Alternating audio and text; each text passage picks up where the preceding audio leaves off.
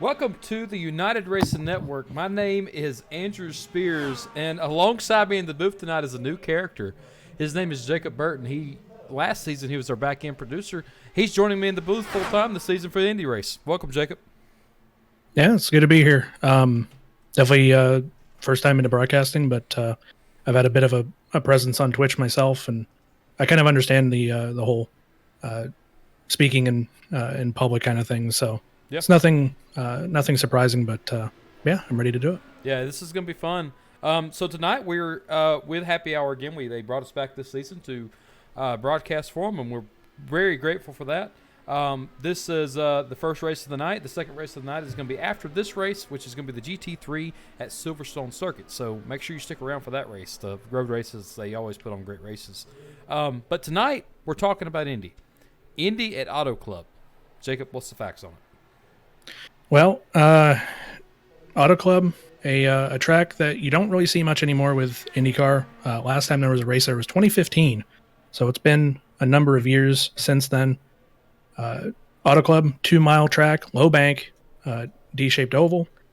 When it comes to the number of laps that we've got 55 laps, so I believe fairly short for this, though I'm unsure of it.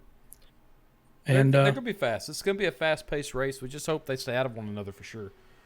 Yeah, and of course with IndyCar being fast-paced, there's no bump drafting, so it's really just racing pedal to the metal, not worrying about bumping into people or trying to not bump into people. But you might see some of that, but it's not the traditional NASCAR style of bump drafting where you'd see it normally. It's a little bit different than that. Yeah, these guys. I've raced these cars. I've not raced at an Auto Club, but I do have a knack at getting up there in the top 3 at Michigan.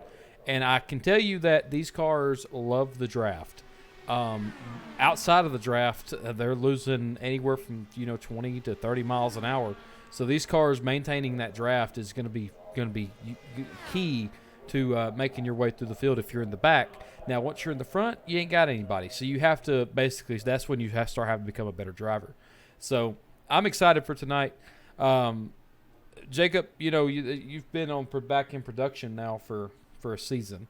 So just tell me, are you giddy about being in the booth with me tonight?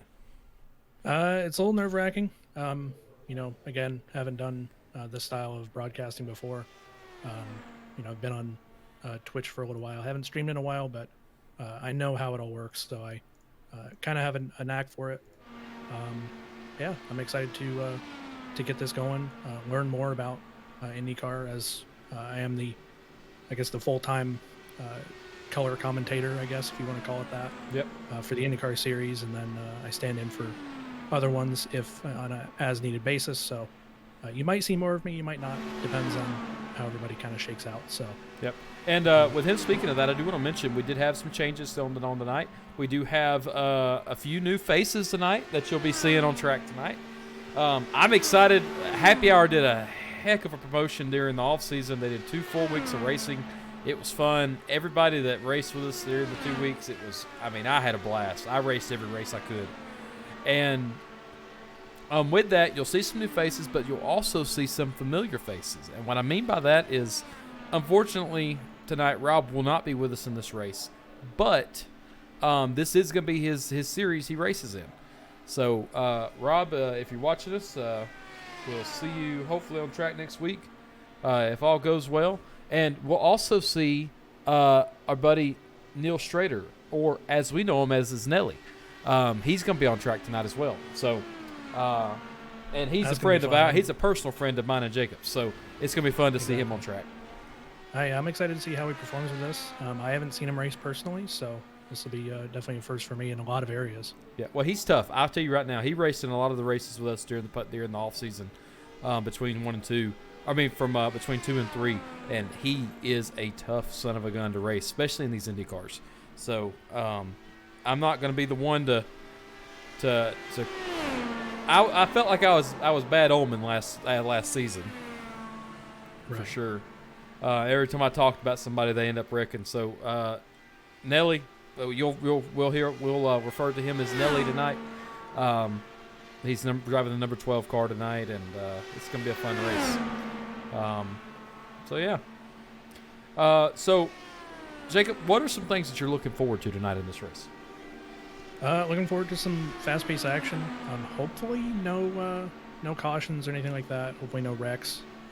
Hopefully, it's just clean racing and maybe some photo finishes if it gets to that point. But we'll kind of just see.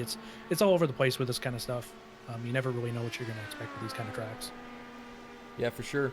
And now looking at the race info tonight, guys, we are going to have a good one. It's going to be a very nice night tonight. Auto Club is located in Fontana, California. It's a beautiful area. Actually, I believe Jimmy Johnson don't live too far from here. And he's actually racing IndyCar in real life this season. So if they ever go back here, this is his home track. Tonight we are dealing with pretty good weather tonight. He's got on the track tonight, the temperature is 79 degrees. It is super cold on the track. So these guys are going to be loose until the tires get up the temp for sure. The air temperature is 78 degrees. Humidity is 56%. We are partly cloudy with that dagblammit wind out of that east going to the west. It's followed us all last season, and it's here this season. All right, guys, we're going into our qualifying session. With that, we're going to take a break and hear something from our ad sponsors.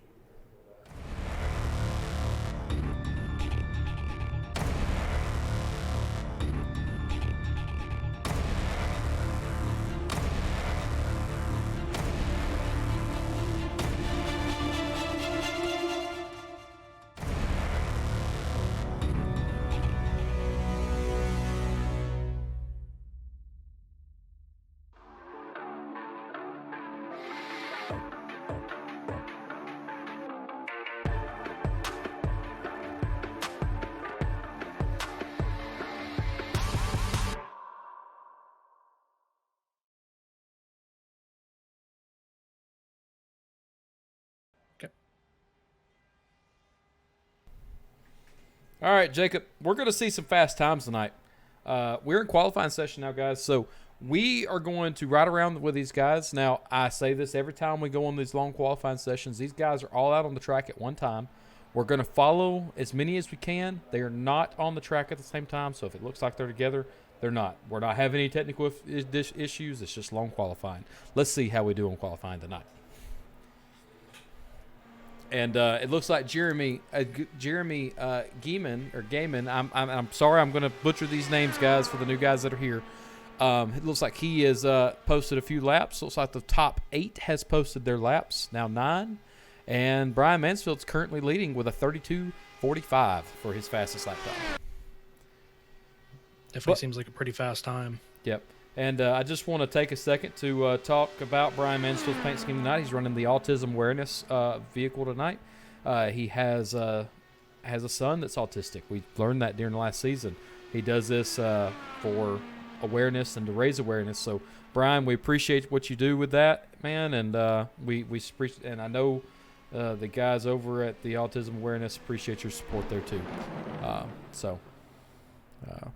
As we look back, it looks like Jeremy is going to be our fastest guy right now with a 32:42, so he's 3 tenths faster than Brian Mansfield. Let's go down the list real quick, Jacob, just so we can see who's left.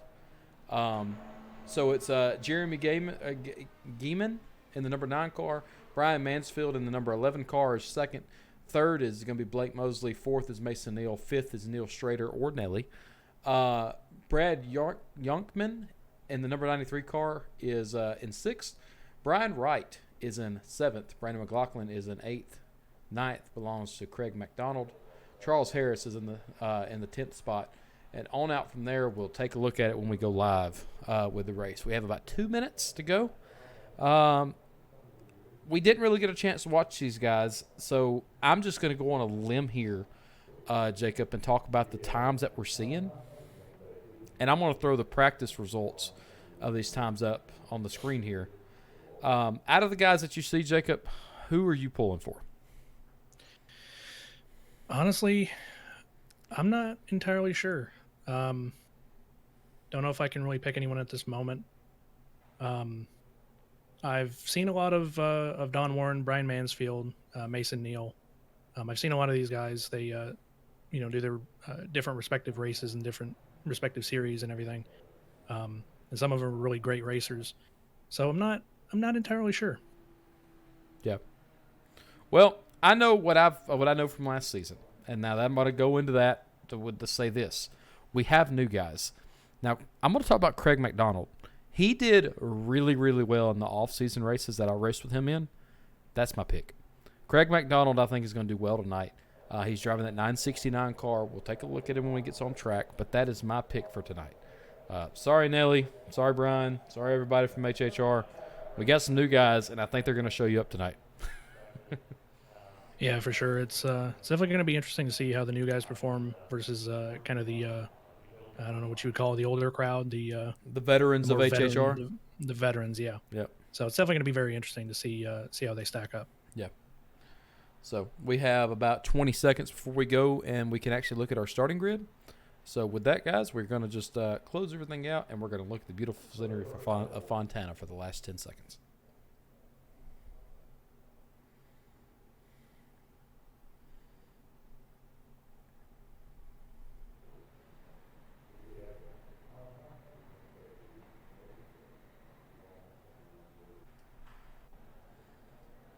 Alrighty. Let's talk about the starting grid, Jacob. I'm going to let you take the top 10. Go ahead, go with it. All right. First place, we got Jeremy Gaiman. Again, we're going to butcher that name, but hopefully maybe in between this, we can figure out a pronunciation for that. In second place, we got Brian Mansfield. Third place, Blake Mosley. Fourth place, Mason Neal. Fifth place, Neil or Nelly Strader. Sixth place, Brady Yonkman. Seventh place, John Barry. Eighth place, Daniel Keown. Keown? Again, Sounds gonna good. butcher that name.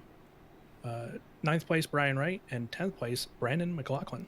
Brandon McLaughlin in 10th. Cool. All right. 11th is my guy, Craig McDonald. 12th is going to be Charles Harris. In the,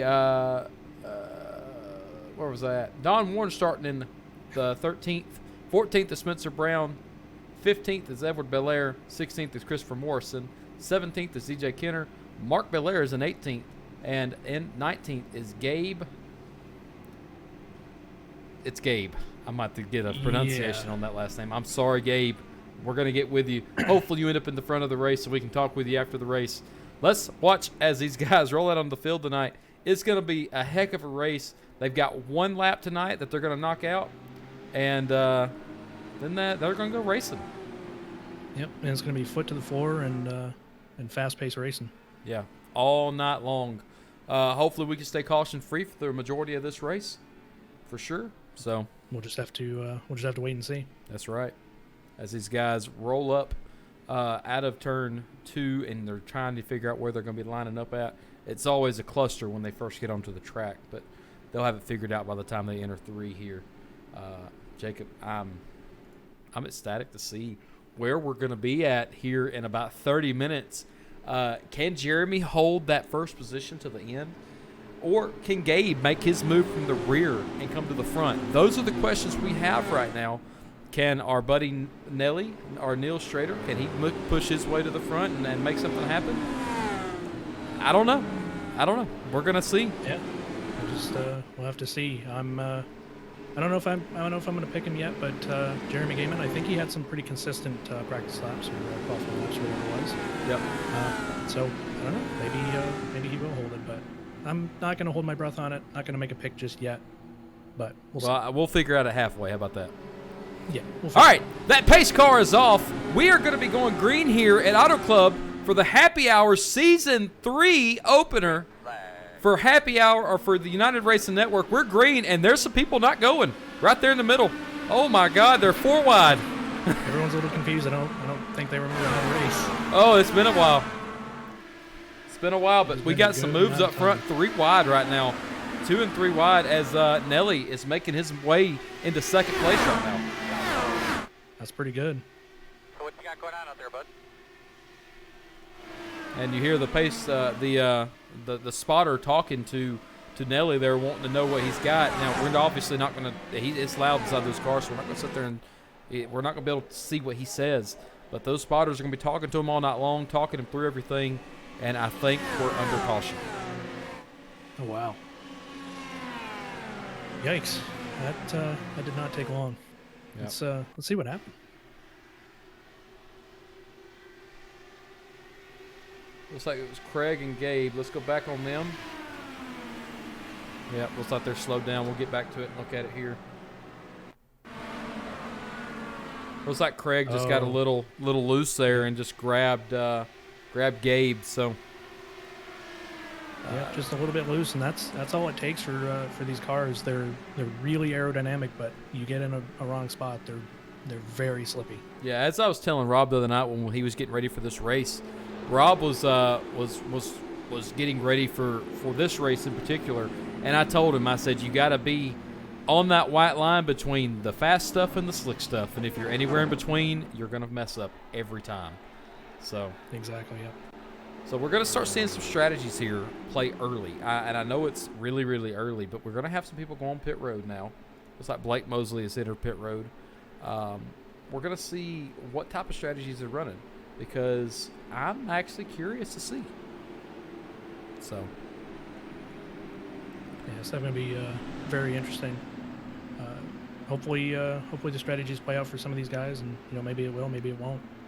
Yeah, for sure. Just kind of see how they play it out and how their crew chief decides what they're going to go for. Yeah, and one of the bigger things that we're going to look at tonight is the fastest laps. I think that's going to play into it big. Who can get the fastest? Who can get the fastest lap tonight, and who can maintain their speed and not drop off the pace? These guys have buttons inside their cars, and we'll try to get a look at some of them tonight. But they have buttons inside their cars that they're able to adjust stuff on the fly tonight. And that's major. As you can see there, that's a helmet cam of Brian Mansfield. You see the knobs there, right, Jacob? Those knobs adjust weight jackers. They adjust brake bias. They adjust the front wing, the rear wing. Everything that these cars can adjust inside the car without having to go into the pits, they do. And the reason they do that is it can make them faster on longer green flag runs. I know from experience because at Michigan, I was every lap adjusting something on my car.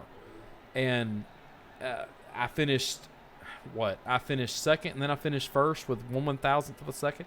I mean, it helps. It makes a difference. Yeah. It makes a difference. So it absolutely does, and that's the beauty of these cars compared to something like a regular, NASCAR stock car.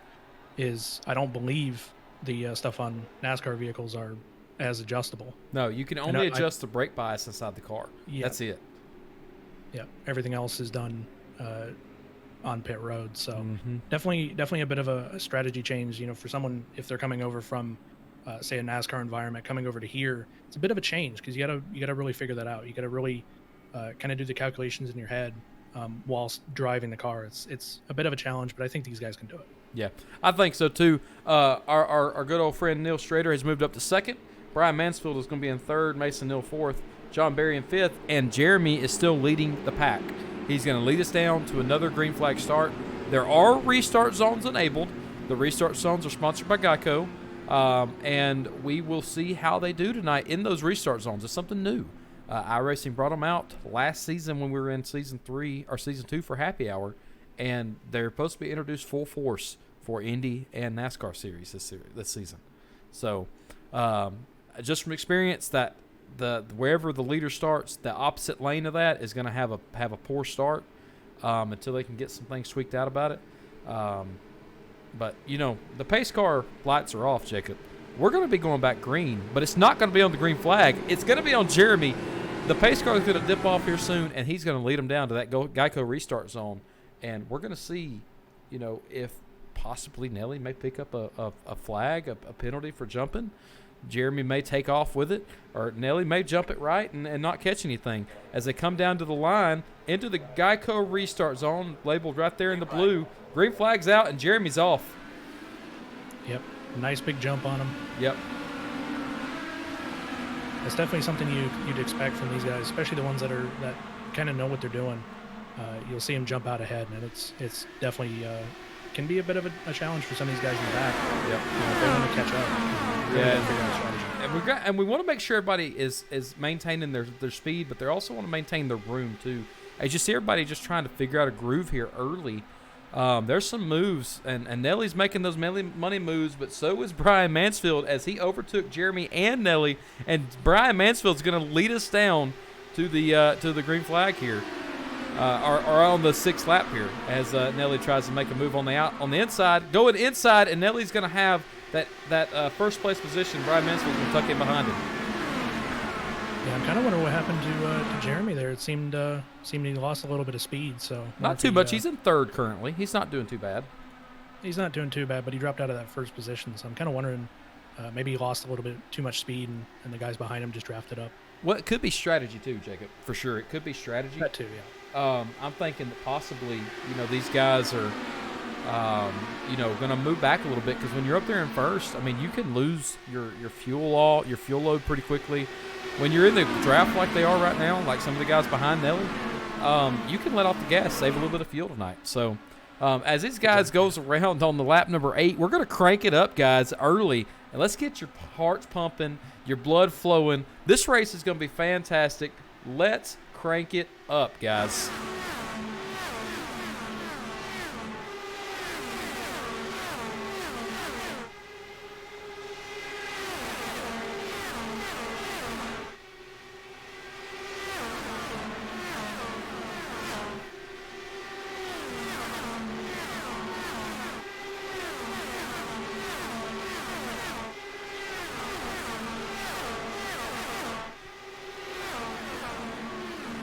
I tell you what, they are moving around this track tonight. Yeah, definitely some really high speeds. I believe, I would imagine you could probably hit up to 200 miles an hour on this track. Oh, they're doing way more than 200, Jacob. They're doing 200, almost 250 miles an hour around this track. They are moving. It's definitely different watching a sim race compared to a race in real life because you'd have telemetry up on screen. We don't really have much of that here at the moment, but yeah, and we'll start getting some good telemetry in when these guys keep moving in further in the race. That's when our telemetry starts actually picking up some good speeds. Mansfield's going to be making a pass on the outside there, but Neil in the number 12 car is going to hold him off going into 2. Yeah, he's definitely holding him, definitely watching to make sure he doesn't pass him. But yeah, Nelly's doing pretty good. Oh, we have a caution out. Ooh. Right now, I'm not sure. It looks like Brandon McLaughlin's involved. Let's go back and take a look at it. Yep, I see McLaughlin dropping back in the spots. Let's see what happened. Ooh, wow. Looks like the 962, or is that the 992? Unfortunately, I can't see that. No, it was John Barry, 962. Just looks like he tapped the wall there. Let's go back and take a look at it from his perspective here.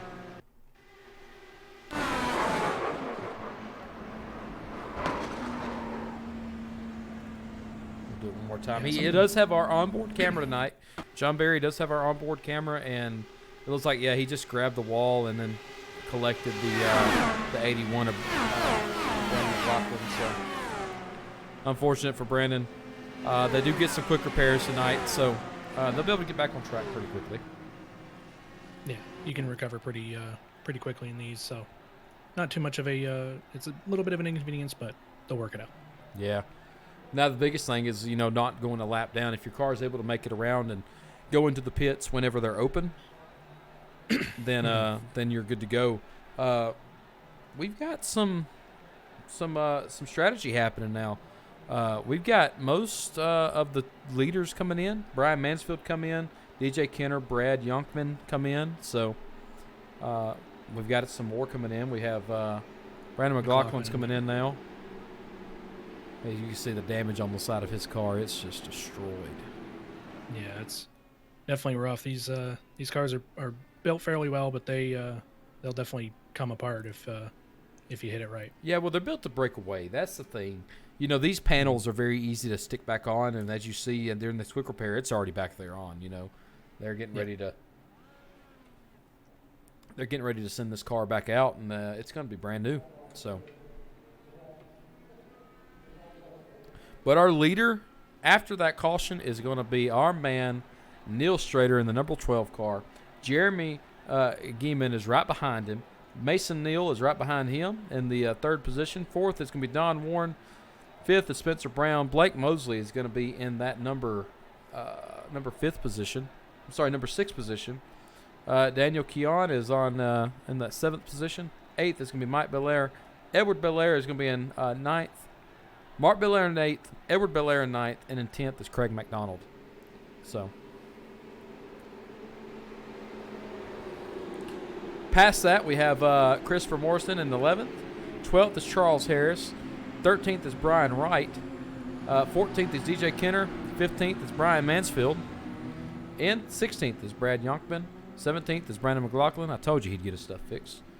John Barry is in the 18th position, and Gabe is sitting currently a lap down from the leaders right now. So we'll see how he can do to get back up there.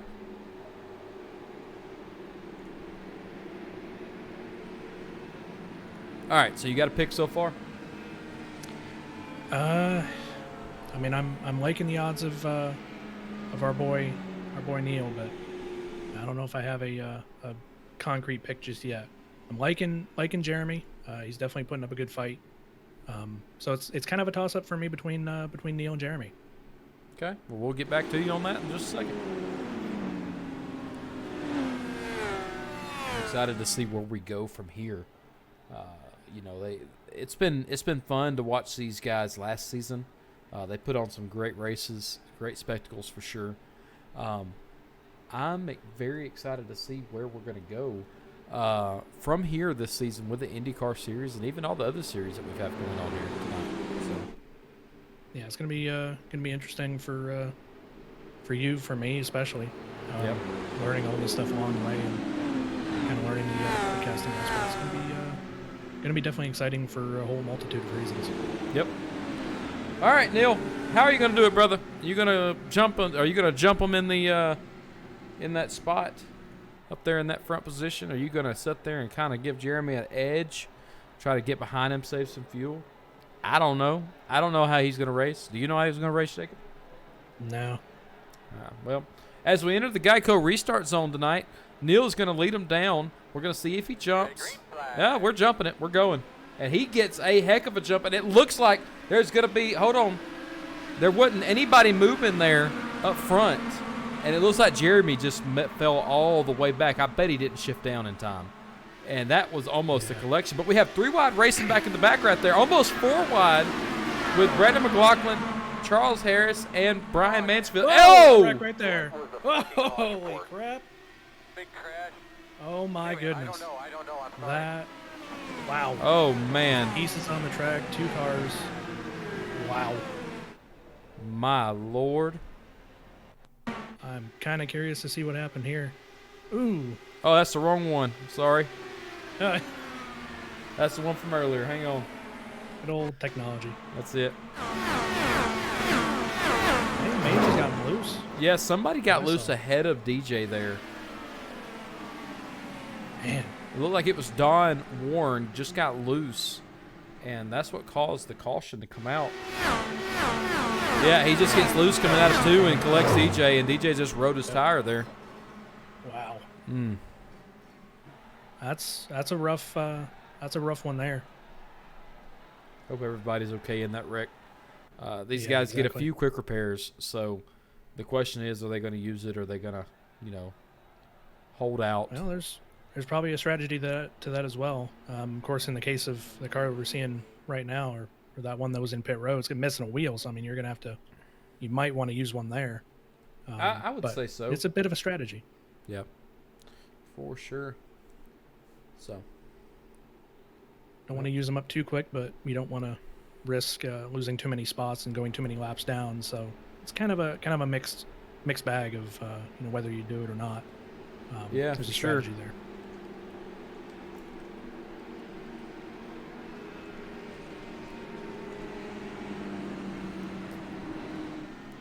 Well, with us going with our third caution, guys, we're going to take this minute here, just a real quick minute, and hear a word from our Twitch-sponsored ads. So we'll be right back.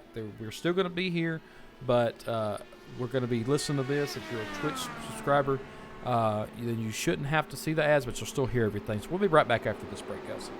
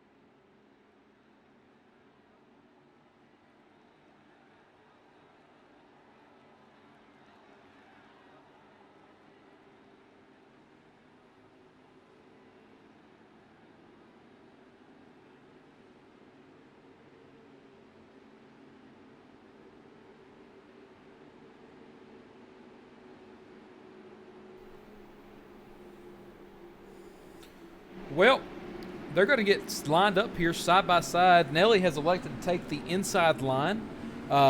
Mason Neal's going to take that outside line. And we're going to see how they're going to do on this restart. Hopefully we can get everybody in order now and just, get just kind of get relaxed tonight and get through and put some green flag laps in. DJ Kenner is going to be a few laps down here right now. Unfortunate for him.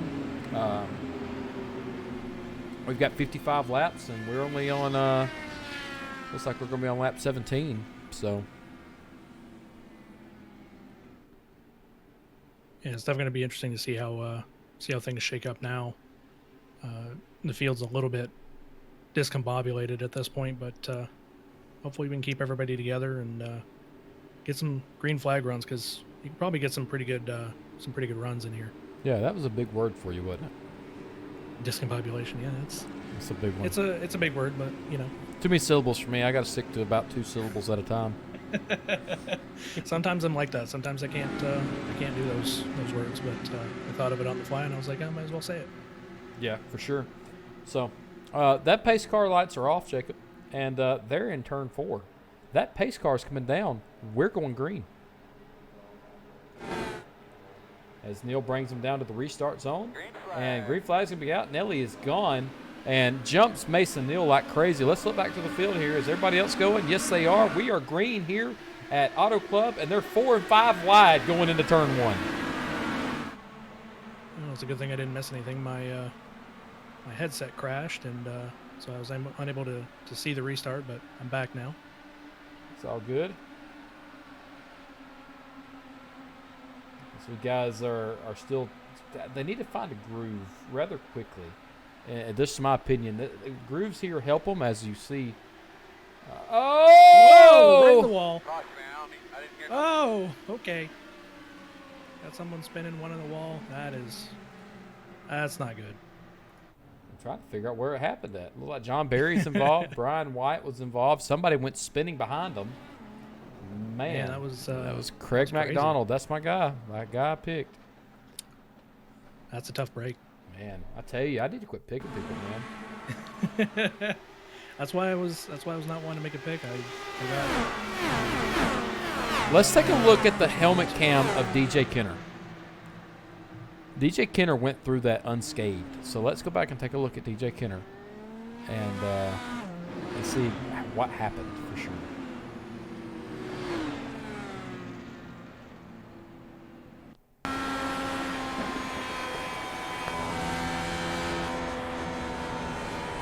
He just kept him right down on the apron.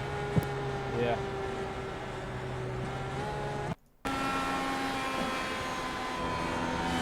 Yeah, he avoided that, and this guy's over here doing the twisty top.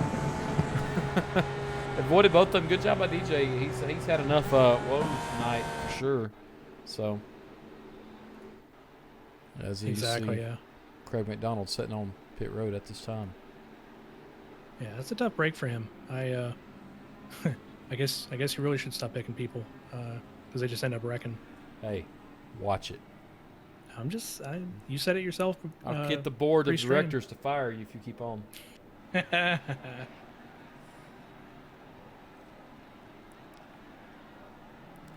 Well, these guys are putting on a good show. I'm really impressed with the 4 wide on the start, but it's not really getting them anywhere. The biggest thing is you can't go faster than the guy in front of you on the start. You can pass on the outside. You cannot pass on the inside. And a lot of the times these guys are so tight to the wall, it's not even worth trying to get that jump on somebody like that. So just my opinion, probably need to slow down a little bit and get through these laps. I was always told when I was racing, slow is smooth, smooth is fast. And that's a big thing in IndyCar for sure. If you're slow with it, you're onto the gas real easy, you'll get fast, and then you'll be smooth at the same time. So, yeah, exactly, because it kind of gives you a bit more of a bit less reaction? Yeah, a bit less or a bit more reaction time.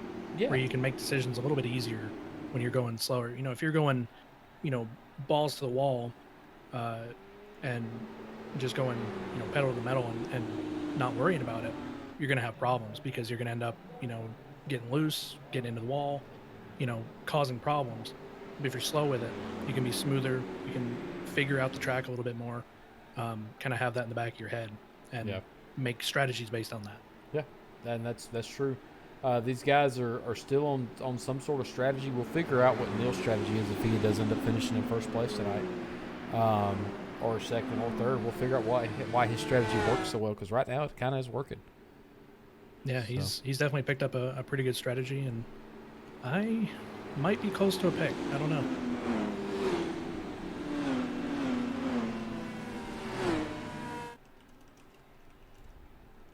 Don't really want to be that guy that would pick our buddy just because he's our buddy, but I mean he's racing good. Yeah, well, that's really the main reason. We get to the halfway point. You ain't picked anybody yet. Well, we're just gonna say that you didn't have a pick this week. I mean, we should be getting close to the halfway point anyway. Yeah, we should be there. We're getting we're on lap 21. The halfway point's at lap 28. So. Yep. I'll hold out for a couple laps. Couple laps. Probably, lap 25, 26, somewhere around there. Okay. As these guys come to the green flag, pace car is going to dip off here shortly, and it's going to be. Hopefully, we can get through a few laps. I'm really hoping. That's what I was going to say. Hopefully, it'll be a good green flag run, but we'll just have to see. Coming down to the Geico restart zone. Let's see what goes on. Green flag is out, and we are back racing again. Yeah, and it looks like they're already getting 4 and 5 wide back in the back there.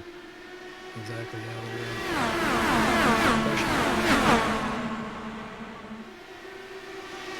This is real hard. Gotta get your tires warmed up, guys. Oh, and there's some moves. Oh, and there's okay. That was scary. That was close, but it looked like they got through okay. Looked like Daniel Keon just kind of fell back some. Yep. Sometimes that. Oh, and there's wow. contact right there. Contact between Mike Belair and Jeremy Geeman. So still good. Definitely crazy right there, but they're making it work. Yeah, for sure. And Nelly and Neil has just left everybody in the dust. When I was racing in Michigan, one of the things that helped us is we formed 2 lines. And we had a high line and a low line, and we couldn't really get away from one another on either line. They both were fast. And them 2 tracks this track and Michigan are similar. So, as you see some moves being made back there on DJ Kenner, Brian Mansfield is making. Was that Brian Mansfield? Can't tell from here. Yeah, that was Mansfield making some moves on Kenner there. So, seem to be doing okay now. Just had to get through their hiccups. And this is the first race of the season, so I'm not going to sit there and give them too much grief. Yeah, exactly. It's been a couple weeks since everybody's raced. I'm sure some people have probably gotten some practice, but maybe some people haven't. So it kind of depends on what they were doing in the off season, and whether they practice or not is kind of a determining factor of how they race tonight. Yeah, for sure. We got somebody spinning. Christopher Morrison is spinning. Oh man, it is caution central tonight. Blake Mosley went off the track. I expected some cautions, but I don't know if I was expecting this many. Wow. Jeez. I think he just got loose coming off of it. Let's go back and take a look at it from Blake's point of view. Yeah, it looks like that car on the left there just got loose, and Blake is trying to back it down, but he gets into the bumps, and he gets into the dirt. Can't control it. It's hard to control these cars in any sort of something other than grass, and he just gets tagged right there. Yep. Definitely not his fault for coming back on the track. Exactly. Slick tires and grass do not make a good pair. So. Yeah. Look at that. Look at this one more time. Looked like he just got a little loose coming off that corner and pushed it a little too hard. Yeah, that's what it seems like to me. Oh, I take that Ooh. back. He got bumped? It looked like he got grabbed from the rear. Yep. He don't have any damage. He's going to go get some new tires because I know he flat spotted them things. Yeah. Definitely did. But now we have people coming on pit road that need to come on pit road. Neil, Mason, Jeremy, Mark, Belair, Spencer, Brown, John Barry, Gabe, Charles, Christopher Morrison, Brad Yonkman, Edward Belair, and Craig McDonald are all on pit road right now. The only guys that have stayed out is Don Warren, Brandon McLaughlin, Brian Mansfield, Daniel Keon, and Brian White and Blake Mosley. They all stayed out. So that's gonna raise some eyebrows. You know, we got a new leader right now. Yeah, especially it's going to raise my eyebrows because I am not going to lie. I was going to pick Neil, but I don't know. Well, hold on. I want to stop you right there. This is all part of their strategy, right? They got to pit. Mm-hmm. They have to pit at least once in these races because they don't have the fuel load to make it. So with these guys that are up here right now, they've already pitted, so they don't have to pit like Neil and all them did. And Nelly is only in sixth. That's only 3 rows back from the lead, or 2 rows back from the leader. So it's not like he had a bad pit stop. Now I do want to go and take a look at his pit stint to see how long it did take him to have the pit stop. And it hadn't registered yet. It don't look like, but you're looking at 4 to 9 seconds depending on the damage and stuff. That's pretty significant. Yeah, of course. I believe in Neil's case, he doesn't have any damage, so No, it's probably just all tires and fuel if he needs it. Yeah, and look at the top 4 here, Jacob. Warren, McLaughlin, Mansfield, and Keon have all pitted at least 3 times. Well, besides Keon, he pitted twice. Wright, Strader, Neal, Gieman, and Belair has not pitted yet, right? So that's big. That's major. So yes, I think we're at that point where we should be halfway by now. Yeah, we're on lap 28. We are halfway right now. So I'll make my pick. I'm going with Neil. Going with Neil. I like it. He's been racing good. He did drop back the spots with the pit, but the way he's racing, I don't think it should be a problem for him to gain those spots back. Yeah, I'm in agreement with you, but I'm not going to sit here and be an Indian giver on my picks. Craig McDonald was still my guy. He's a few laps down. It is what it is. You never know. It's always been crazy things happening. He might be able to make it back. You never know. Just some kind of weird coincidence, or some kind of I don't know, divine intervention. He might make it back. Yeah, possibly. All right, so let's talk about our biggest mover and our toughest break tonight. Our toughest break belongs to Blake Mosley. He started do some math here, in 3rd. Blake Mosley looked like he started 3rd, and now he's currently sitting 16th. Ugh. So, tough break for him for sure. Don Warren's going to be the first one to bring him down to the line. Brian Mansfield's going to be on that outside. And we're going to be green right now. Green. And Don gets a heck of a jump off of Brandon McLaughlin. And these restart zones are going to really be killer for these guys that are, not used to them right now. Neil's already up to 4th, and he's got some movement in the back here. As you see Charles Harris moving around. Oh man, he got loose. He lost a piece back there, but track crews will come and clean it up. He just got loose, tagged the wall. Yeah, for sure. We've had enough cautions. These guys that are lapped down. Yeah, he just got loose on the bottom there. Yep, he kept it at everybody. Good job, Charles. Good job keeping it off people. Mm-hmm.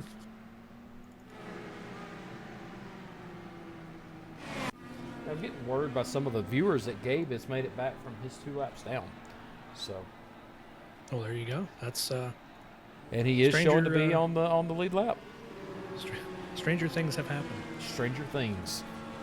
I'm watching that series right now, and it is absolutely killer. I've watched a few episodes. It's good. It's not my personal cup of tea, but I'm not going to sit here and say it's bad because it's really not. It's I guess it's just not my type of show, but it's decent. Yeah, it's not bad. May watch the episode tonight before I go to bed.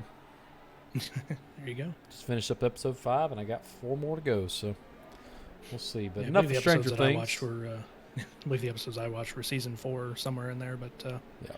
But anyway. Looks like they're going to be getting lined up now. Neil is going to be starting on the right behind the leader, or I'm sorry, let me make sure I'm right in saying that. We start behind second place. This is his debut race tonight, guys. So congratulations to him for doing well tonight. So is just some other guys I don't recognize. This is going to be Daniel Keon, Jeremy Keeman, Brian Wright. I know Christopher Morrison. Gabe, I'm not sure how to pronounce his last name, but Gabe is starting new in the season this year. Brad Youngman is starting new. And looks like Craig McDonald is going to be starting new. So, yeah, I think from last season, I don't know if Daniel Keown is new. I think I've seen his name before. So I don't know if he's new, but maybe he is. Not entirely sure. Yep. His name sounds familiar anyway. Yeah.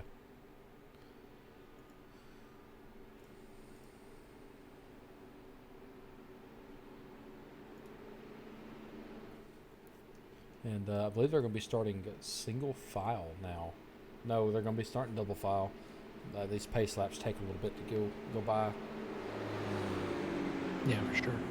This has been a tough race for the guys, for sure. I mean, Auto Club has always been a slick track, and you also have to look at the ambient temperature on the track. That's also a major thing. We're 78 degrees on track right now, so that's cold. These tires love it when the track's about 95 to 105. So, yeah, that's what I was going to say. There's 30 degrees that almost. Sweet spot. Yep. There's a sweet spot for these tires, and they get I believe they get stickies when they get up to that temperature. Well, they do get really sticky, and they start putting down a lot more rubber on track. And like these tires right now are probably running about 150 degrees. The problem is the track is not that temperature, so it's hard for the surface friction to wear off the rubber onto the track to make the tracks more tacky and more grippy. Right? That's what's happening with these guys. These guys are just not laying down enough rubber on the track. Maybe if they could get some consecutive laps in and put some more rubber down, it would be a little better, but we may see it improve throughout the night. Yeah, it's a possibility. Not sure of I think it's the law of thermodynamics. Is that where the temperature difference is too great for it to really have the effect that you want? Of course, there's been research and development and all this stuff, so the people who run IndyCar, run NASCAR, or whatever, they and the tire manufacturers, so Goodyear and whoever else does it, they know the properties of these things, and they know what goes into it and what needs to happen. And 78 degrees is not what they need. Yeah, exactly. They need a higher temperature to really get the rubber off and kind of put that down on the track. But all right, this being a night race, it's not going to happen as much. Well, we're going to ride along with Brian Mansfield here for a lap, rolling with his roll bar cam. He's going to be hanging back in that restart zone and wait until he goes, because he's been bit before by that restart zone on a penalty. He's going to maintain what he's got, going to fall in line on the inside line, and we have green flag here at Auto Club again.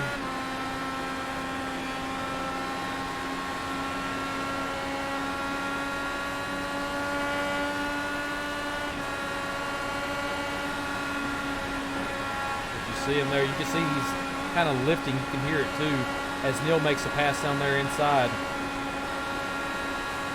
Neil's going to move up to third. He's really trying. He wants to get back to that first spot. It looks like he's been the fastest there tonight, though. Yeah. I'm rooting for him. Yep. But we'll have to see. These guys are just soaring around this track.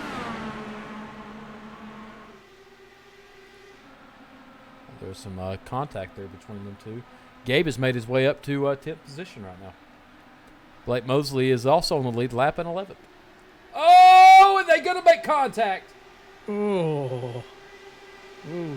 They made a little bump there, bump in the night. Blake Mosley and Gabe. And they're starting to develop some rivalries right now, early in the season, ain't they? Yep. That's first race of the season, and already starting rivalries. That's gotta count for something. These guys are freaking moving, son. That's the beauty of these cars. They'll get up to some really, really high speeds. Yep. Top speed right now is looks like it's 241 right now.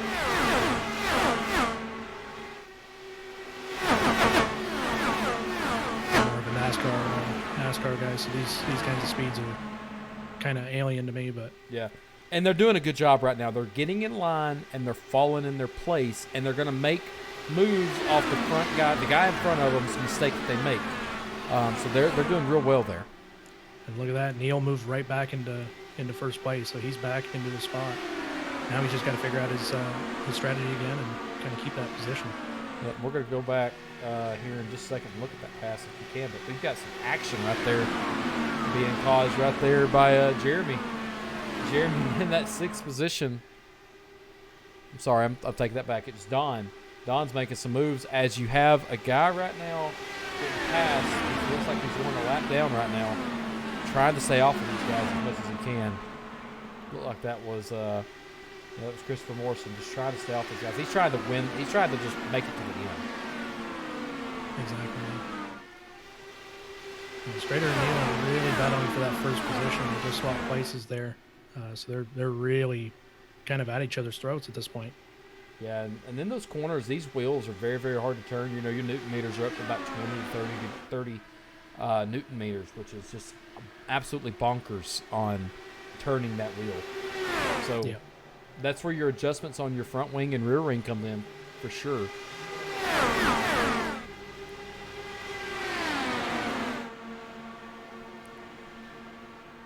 Back here to the pack here. We do have some position changes happening. As you see, 2 wide right there between Mosley and DJ Kenner. And then Mosley is going to go beside Daniel Keon, 2 wide there on the outside. It looks like DJ is going to follow right there. And that's where the draft's coming in. You see that draft, how much speed he just picked up to get around Daniel. And Daniel's sitting out there with nothing. Yeah, that's crazy. These guys have 16 laps to go. Neal is in first place. Mason Neal in second. Brandon McLaughlin in third. Fourth is Brian Mansfield. And fifth is a Don Warren as they're running 2 wide and 3 wide here. Yeah, it's definitely getting crazy back there. Yeah, and if we're not even 10 laps to go yet.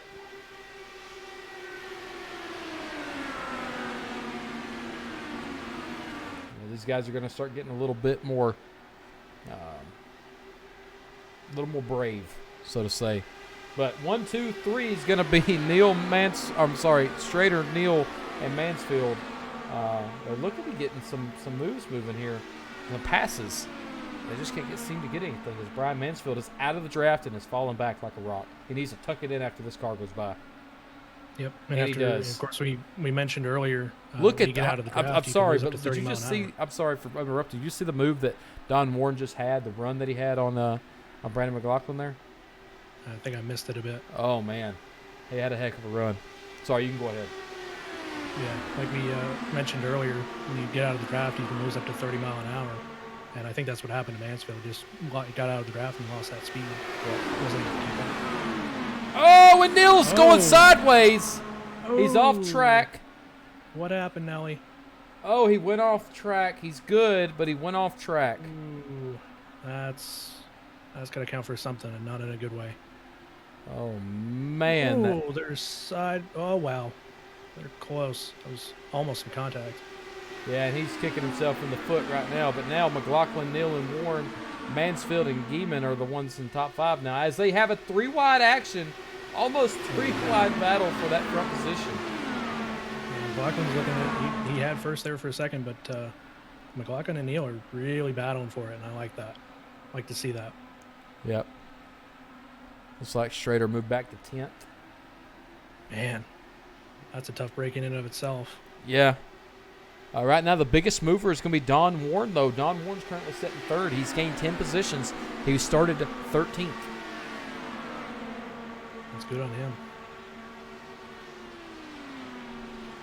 He's in third now. McLaughlin, Neal, Warren, and Mansfield.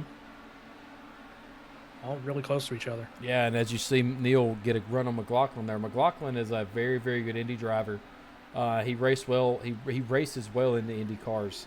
And it seems to be he's just trying to figure out how to get around. Oh, he started to go block on Mason Neal, but Mason Neal doesn't have help right now. So, and what I've learned is if you don't have help, the inside line's the fastest line to run. Yeah, it's generally the least distance to travel. Yep. And McLaughlin is going to be sitting there. Mason Neal's going to be making that pass with Don Warren pushing him from the rear.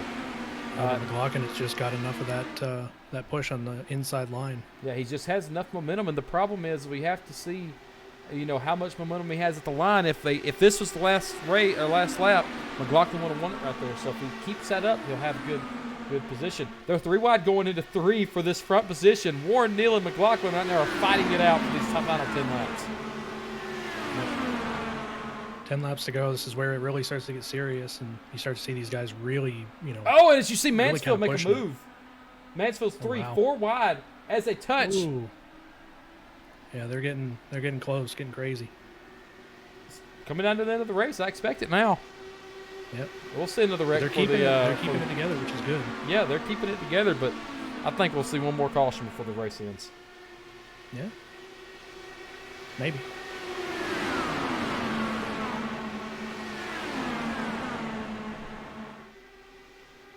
Back and check on our buddy Neal here. He's still holding that 10th position, set about 3 seconds back from the leaders. Man. Oh, Brian Mansfield and Edward Belair almost got together there. I saw that. That was crazy. It just looks like Mason Neal needs to find a way to get in front of McLaughlin, because McLaughlin has the momentum he needs to carry to the win on that bottom line there. And it could be a setup right here. No, he's going to protect that inside line. He's just got a lot of push there by Don Warren, but Don Warren can't do anything until Mason Neal gets around McLaughlin.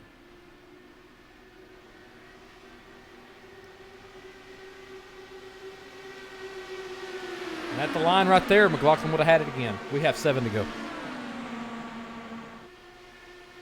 Just gets crazier and crazier every lap that goes by. Yeah, for sure.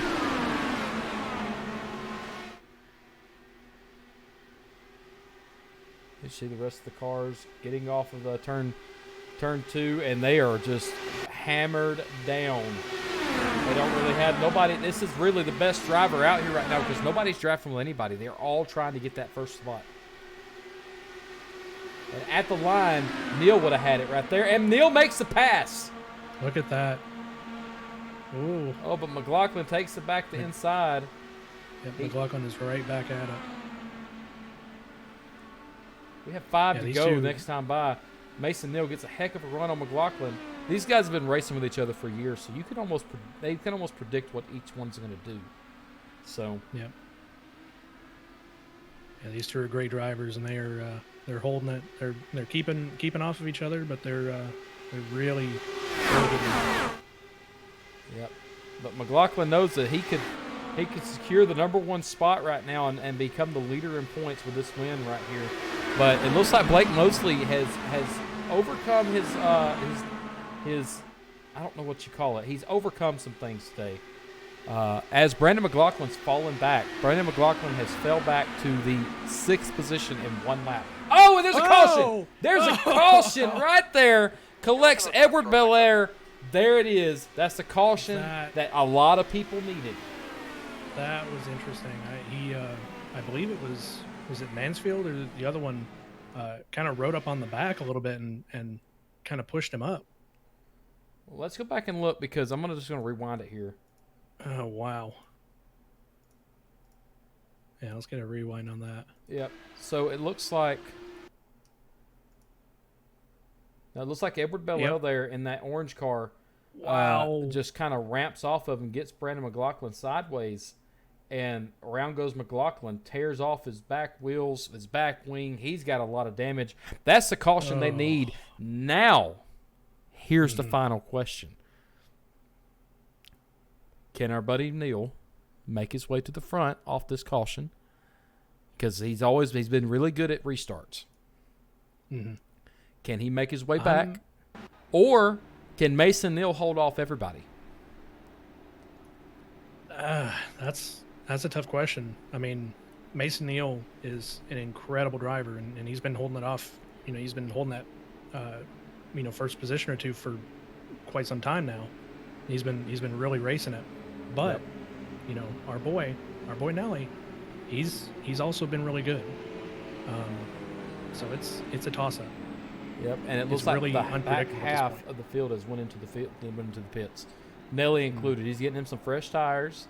His strategy may be paying off here. So. It may be.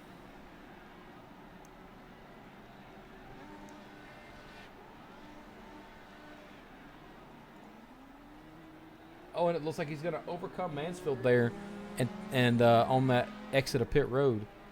Let's go back and look at that again. Yep. Mansfield tried to run it out in the inside lane, but Nelly just had a little bit of going for him, so. That's good. That should help him out a little bit. Yeah, he's still going to be in that ninth position when he comes around here. So. Yeah, you never know. May see something happen, but the likelihood is getting a little bit slimmer. Yep. Well, I mean, he's only got to get 6 positions total to be in the top 3. 7 technically to be the third person. So he can end the race with the top 3 finish, and as we've seen last season, Eddie Baker won the final race and he was in the top 3 in points and did not win the point series last season. So that's some crazy circumstances, and definitely very interesting to see how it plays out this season. Yep, for sure. Pace car lots are going to go off this time. They're going to get double file. Looks like Neal is going to go with that inside line. Blake Mosley is going to be behind him. Don Warren is going to be starting in 3rd. Jeremy Gleeman is going to be starting 4th. DJ Kenner in 5th. Mark Belair in 6th. 7th is Charles Harris. 8th is Spencer Brown. 9th is Brian Mansfield.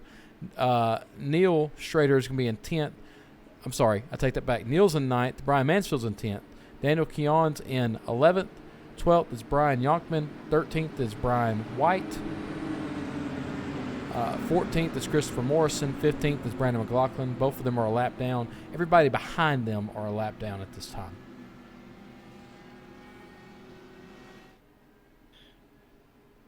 So I'm pulling for our boy, but I'm also going to pull for I'm also hoping that one of these newcomers can show up the guys at HHR. So yeah, I don't know. We'll have to see. These new guys are racing pretty good. Yeah, for sure. I'm really impressed with Jeremy Geeman right now. I mean, he's been in the top 5 all week or all day long. Really. So yeah, he's definitely pretty impressive. So I'm excited to see how he does the rest of the season. Yeah, me too, for sure. These guys are going to be off of turn 4 here. Pace car's off. They're going to be going down to the Geico restart zone, and Mason Neal is going to lead them to the green. Green flag's in the air, and they got to pass the stripe before they can step out. They're passing the stripe now. Let's see how they do.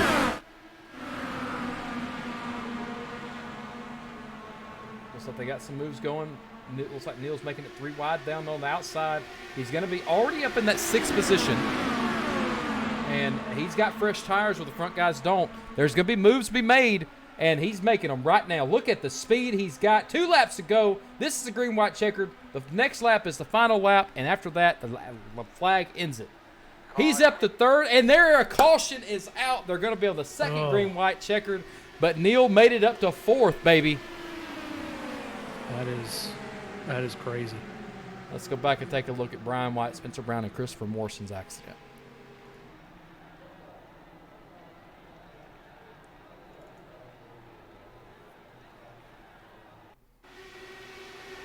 Oh, it looks like. Oh my Holy gosh! cow. That was And that horrendous. was. It looks like it was Blake Mosley car, but it wasn't. Wow. Holy. I hope somebody gets a record out to them quickly and checks on them guys, because that was a horrific crash. Let's look at it in slow motion. And he just tags him right there. I mean, I don't think he meant hits the to. wall. It looked like he pushed a little bit, and then he just flips over on top of Brandon McLaughlin or Spencer Brown there. Yeah, for sure. And these kinds of things happen. So, but Thank God for when that it happens, halo. it's always, yeah, exactly. Wow. This will be our second green-white checkered. The rules of overtime, which is the green-white checkered, is they'll have an outlap, they'll have a white flag, and if the pace or the leader passes the start-finish line and the white flag waves, whatever flag is after the white flag ends the race completely. So it could be a checkered, it could be a yellow, whatever flag flies after the white flag, that's the end. So these guys have to make it. They have to make it to that final lap for the race to end under caution. So yeah, it's definitely gonna be pretty interesting to see what goes on. yeah, it will for sure. I'm excited to see what happens. Wow, I'm shocked. This race has turned. Well, this race has turned into a good race, like a good race. We had a slow start. We had a pretty slow start, but a pretty good green flag run towards the end. Yep, and now I told you it was probably going to end under caution or end under. There would be another caution before we finished, and by golly, it happened. And now we just have twice. Yeah. It did. So. And guys, don't forget, right after we get done with this race tonight, guys, we will be going into the GT3 Series. This race has 2 laps to go. We will have a short intermission. I'm going to jump into the GT3 Series race, and we'll go back live. So stick around and watch that race for sure. It's going to be a fantastic race. They're going to be at Silverstone Circuit. We're doing the GT3 Eurasia Series on Tuesday nights and the GT3 America Series on Thursday nights. So make sure you stick around for tonight's race. After this race, the GT3 Series is going to be at Silverstone Circuit. That race is sponsored by JP Alfonso Studios. Yeah, it's definitely going to be a interesting one to follow along with as well. Yep, and myself and Jacob will be right there side by side with you the entire time. That race will be 40 minutes long, and we technically will be moving over to that race as soon as we get done here. So, yeah, we're going to be on a big flight here, eh? It's going to be the fastest flight of my lifetime. Going to be Concorde-esque. Somebody just asked us if we're broadcasting tomorrow night. Yes, sir. We'll have 3 people in the booth tomorrow night, hopefully. It'll be myself, Ben Martin, and Rob McDonald if he's around. If he's not, then we might bring Jacob back into it. We don't know. We'll see. Yeah. So, all right. My heart's pumping a little bit. Is your heart pumping a little bit? It is, yeah. This is going to be an awesome second green-white checkered. Pace car lights are off. There's lined up double file, side by side. 1, 2, 3, 4 goes to Mason, Blake, Don, and Neil. We're going to see how we do as we come off of turn 4. Man, I don't know who's going to win this race. It could be anybody. Exactly, yeah. Mason Neal's going to bring him down to the start. Blake Mosley's going to be on his outside. Green flag's in the air, and Blake and Mason Neal got a good jump. Nobody really got ahead of one another right there. Yep, just a clean jump off the line. Yep, and Neal's going to be following right behind Blake Mosley there. And he's going to be in third now. Blake Mosley, he's going to be making the move inside. Oh, 3 wide action. Neal is going to be right Neal is going to be the leader right now, going into the white flag. Holy. Hold on! Oh no! Hold on to her. No! Are you Oh kidding? my gosh! He just slid up a little bit. He is screaming. Oh my gosh. No. Oh my gosh. No. Blake Mosley is Oh. still the leader. Mason Neal's right behind him. Let's go back and take a look at it. It looked like Neal just slid up the track a little bit. It looked like he got loose. Well, we'll go back. We'll go back because Oh. it didn't show everything there. I seen some contact. I seen some contact right. Yeah, you see Neal moving up, and he just barely taps Just his that rear. little bit. That's all it takes at these speeds. Yeah, I mean, and just a little bit of movement left or right will send these cars off balance, and that's all it took for the wreck to happen. Oh Man, DJ just Kenner was collects involved. multiple. DJ Kenner was involved. Don Warren was involved. And if rules serve me right, I believe Mason Neal should go to the back of the pack for that. It's unfortunate. It's unfortunate that it happened, but I think Mason Neal will go to the back and take an EOL for that. As you see him as the back of the pack right now. That's a tough break for him, but I mean that's the kind of thing that happens. Yeah, and Nelly's still trying to limp it around so he don't catch a penalty. Does he have a quick repair left, I wonder? I would imagine so. I don't believe he's been involved in too many accidents, so.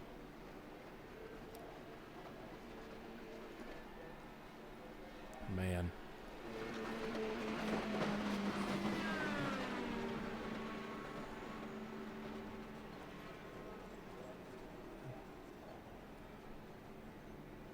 Oh, and yeah, I figured that was going to happen. These cars are terrible to handle when they go on pit road like that. Like he's going to get everything fixed, though. Car's down, and he's out. Yep, so he did have a quick repair left. That's good. Yep. So now we have Blake Mosley, Jeremy Geeman, Brian Mansfield, Mark Belair, Daniel Keon, Brandon McLaughlin, Charles Harris, Brad Yorkman, Mason Neal, and Neil Strader. I think Neal may spin Mason out. I don't know. Maybe not. Nelly's not necessarily like that when he races, but man, that was close. I want to ride aboard. I want to ride on board with Mason on that one.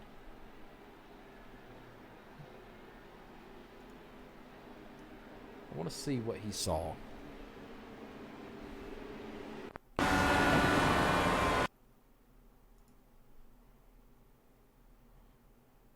want to take it back to right here. Sorry, guys. Here we go.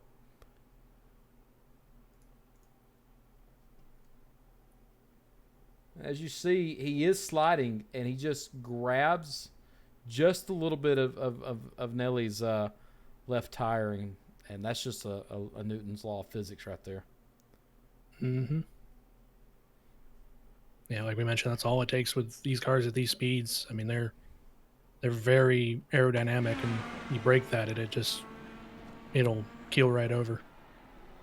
Man, unfortunate for sure, but you know what? That's racing. That's truly racing. I don't think Neal could have stopped from going up high like that and keep his position. So, no, I mean sometimes things like that happen, and consequences being what they are, that's how racing works. So, yeah, for sure. Pace car, the lights on the pace car are off. They're coming through turn 4 now. This is their third and final green-white checkered, so this is it. The next flag, whatever flies, will end the race. Blake and Jeremy Gleeman is down below. Blake's on the outside this time, opting for that outside line. Blake's going to take off. Jeremy's going to be on the outside, and they're off.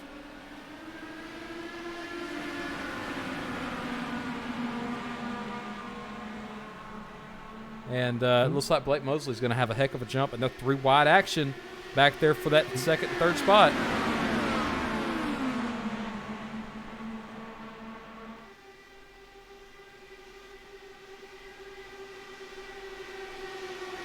We'll Looks like Brian Mansfield's going to be in second right now. Jeremy Gleeman is going to be in third. They're coming down to the white flag, and they are side-by-side action right now. Brian Mansfield's going to pass Blake Mosley, and it's white flag in the air. Wow. White flag is in the air. Still a battle here. The next flag will end the race no matter what it is. It's going to be pushing somebody up high there. Some moves being made. Brian Mansfield's still in his autism awareness car, coming through turns 3 and 4. Jeremy Gleeman's on the outside. Blake Mosley's right behind him. Brian Mansfield's going to come down to the line. Jeremy's going to step outside. Got some bumping, free wide action. And it's going to be... And that's it. Oh! I think it was Mansfield. I believe it. I believe that there was a flag out before they crossed the line, because I saw the checkered come up before they crossed, and it looked like it was Mansfield and Jeremy in top 2. Yep. As it sits right now, the interval between 1 and 2 was 2/100th of a second, according to my timing screen. 2/100ths of a second between Brian and Jeremy. My goodness. Wow. Is all I can say. Crazy race. I mean, slow start, bunch of cautions, nice long green flag run at the end, and then, madness right at the end. Yeah. And it was unfortunate, the thing that happened to Nelly. But there's always next week, for sure. Mm-hmm. Yeah, he was my pick, but you know what? Racing is racing. Sometimes what happened is what happens. You can never really expect it. You just gotta try to mitigate it as much as you can, and he tried his best, but unfortunately, it just wasn't enough. That's it. All right, Jacob. Well, we're gonna jump over to the GT3 series right now. We'll be right back here in just a second. We really don't have time to talk to the winners, unfortunately, just because of the time crunch. So hopefully this isn't an every week thing, but if they happen to be racing in the GT3 series and they win, we'll talk to them then. Well, Jacob, we just left California, and now we're in Northamptonshire, United Kingdom. Hamptonshire, I think is how it's pronounced. I don't know. You know what? I'm not British. Yeah, they're weird pronunciations, but we're here, so. We are here, and we are here with GT3. Are you excited? Yeah, I'm excited to see GT3 race and see it from a different perspective. Kind of like with the IndyCar race that we just finished, seeing it from an entirely different perspective than what I usually see it. It's definitely going to be very interesting to see this one. Yeah, for sure. And we have some new faces like we had last time. Philip Forrester's new. Looks like Richie Kao's new. Gabe Abdelhamid, I think is how he does his last name. I kind of got some spelling on that. I hope that's right. He's new to the league, and they all did very well in the recruitment races. So it's going to be interesting to see how we do. We are here at Silverstone Circuit Speedway. It is a pretty aggressive, pretty tough track from what I can see on the chart here. So looking at the race info tonight, we are 81 degrees on track surface, 72 degree air temperature, 38% humidity with an overcast with a 9 per hour wind out of the east going to the west. That's a little different from last time. Rob McDonald is not with us tonight here in the booth. It's going to be Jacob Burton, our back-end producer. He is our stand-in for Rob McDonald. Rob had something come up and was unable to make it. So hopefully he will be back next week, and we'll see him then. So. Yep. This is, of course, Rob with the GT3. A lot of these series are his bread and butter. He would know a lot more about them. Yep. So, again, kind of the similar situation with IndyCar for me. I don't know a whole lot about it, but I'm learning as I go. I learned a little bit last season, so I'm just going to use that, I guess, to my advantage for the broadcast side going into this. So and being new something like I told you last time, it's okay. It's all right to be new to something. If you say something wrong, I'll correct you, and we'll go on about it. And you'll make a mistake. So, with that, we are going to look at some of the guys that are out on track right now. They are putting down some good laps. They go to qualifying here in about 3 minutes. So I won't take a second to talk about Jose Pugh and David Tamara. We're watching David Tamara right now, and Jose just passed him in his Mercedes. They're running lap times of almost 2 minutes. Exactly, and one thing I will mention with Jose, and this happened all of last season. You're pronouncing his last name wrong. I think you're pronouncing his last name wrong. Okay. The way I've heard that last name pronounced is Puig. Puig. Okay. What am I saying? Pugh? Yeah. Okay.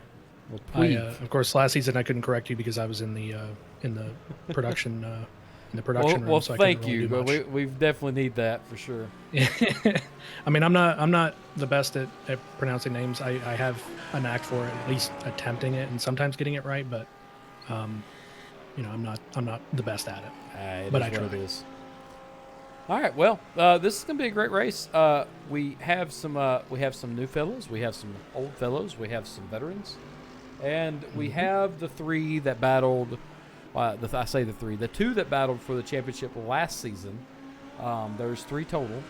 It's Jose, Eric, technically four, I guess. Mike Ware and JP, but JP is not currently in this race. So Yeah, it's interesting. I'm wondering where he is tonight. Family Maybe he's unable to make family it. may have come up. Yeah. It's possible. Yeah, I'm excited to see McCready and all them. The Old veterans Old of McMullet. GT3. Old McMullet, yeah. Old McMullet. Definitely gonna be interesting to see how he shakes up this year. Yeah. And I just want to issue one more apology to the guys over at the Indy Series. We had to leave, come over here to get this because we were just now making it into the race, and it's fixing to go into qualifying session. So I apologize for that delay in or not getting to you guys for your interviews. But if you're around after this, we'll make sure to talk to you. So Yeah, unfortunately, the IndyCar series just went over time, and we were on a bit of a crunch. If it was any different, we would have talked to you, but unfortunately, just didn't have the time tonight. Yep. All right, as practice wraps up tonight, we're going to be doing some long qualifying sessions and seeing how these guys do on track. It's 10 minutes qualifying total with 2 laps to complete.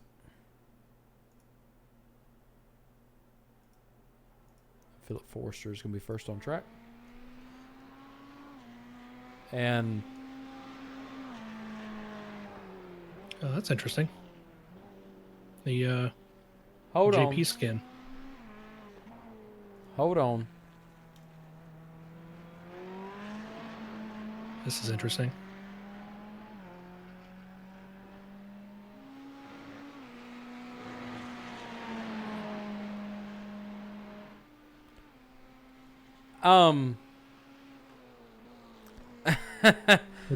What you got for us? I don't know if that's JP or not. It may not be, but at the same time, I think it is. Very intriguing. I think it is because it says he's from Georgia. Oh my! What's he playing at? Well, I can't tell you on stream, but I'll tell you when we get done with this. Well, I take that back. Mr. Philip Forrester, if that's who I think it is on track, and I think that's what he's going to be running tonight. I don't know if that's JP or not. I might as well just call him on the phone and just say, "Hey, that's you. Are you Philip Forrester?" Wow. Yeah, I'm not sure what's going on here, but you know what? I guess that's for him to know and for us to find out. Kind of leaves us in a bit of suspense. Yeah, I'm a little sussing that name now. It's all good. Richie Keogh's out on track right now. He's driving that beautiful Porsche tonight. He's going to be in the 963 car. So the Dallara IR18s are one car. What's your favorite manufacturer that's racing tonight?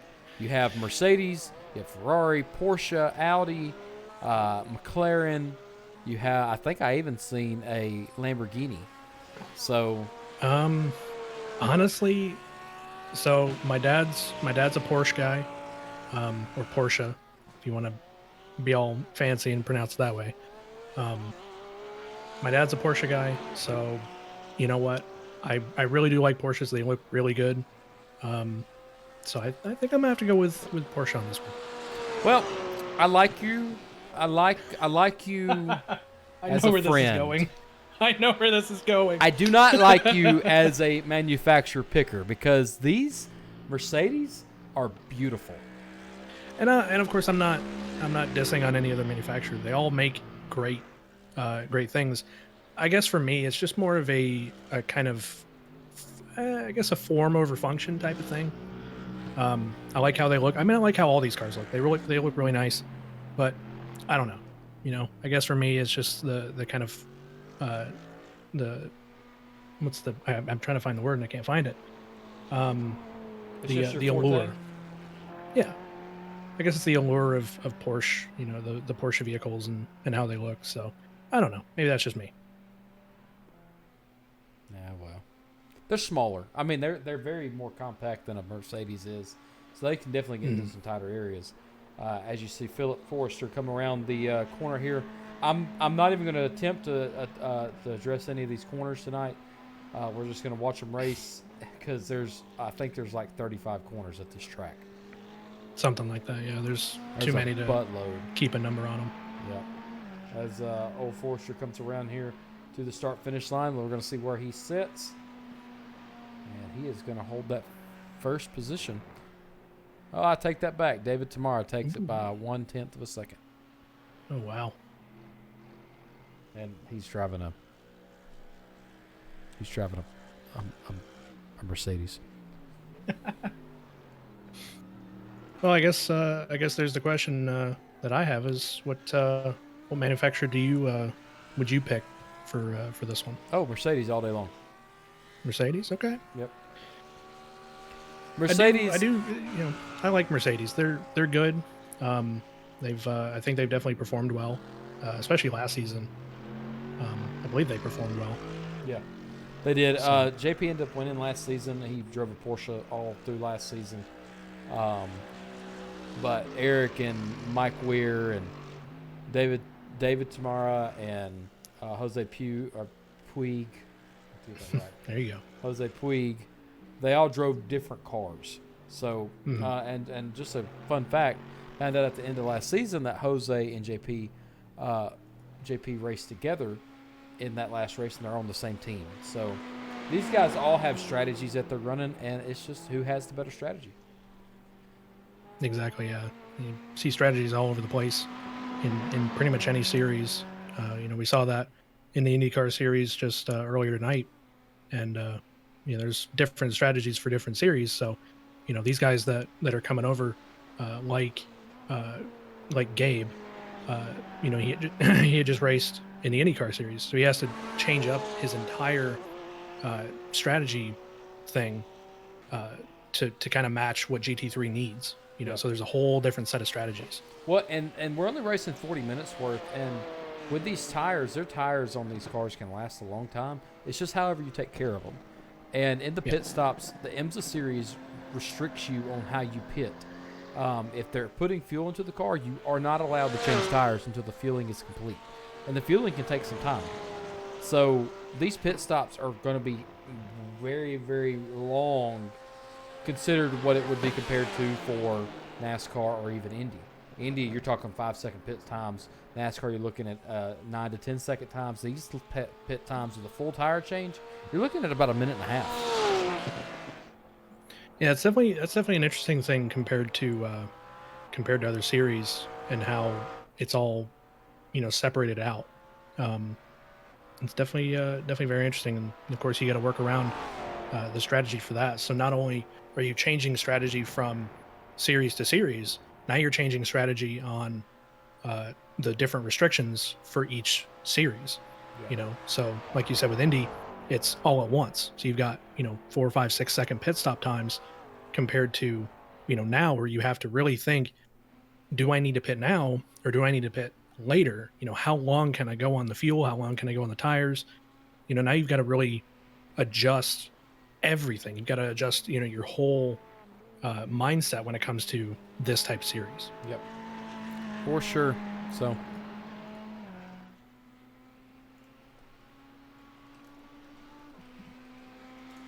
and I believe I think we'll leave that one out. I was going to mention something, but I'm not sure if that's for the screen or not. yeah, it is what it is there. I'm getting word that Philip Forster is not JP. So Yeah, that's the thing I was going to mention, but I wasn't sure of the. I'm generally confused right now. They may be on the same team. Maybe they're on the same team. How about let's just. I mean, it's definitely possible. Yeah, for sure.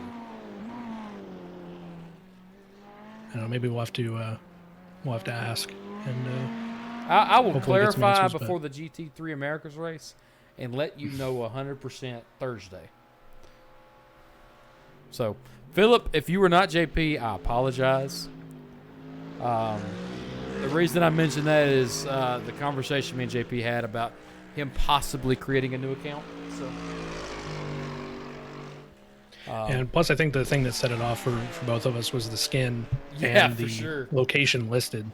Kind of matched everything, so it was kind of it made us both curious, but we don't mean any disrespect by anything that we said. Hopefully, it wasn't taken that way. Oh, Jamie gets a little looser. So, Yep. We have a little under a minute before we go into our races. So with that, guys, we're going to take a quick second to hear a word from our sponsors.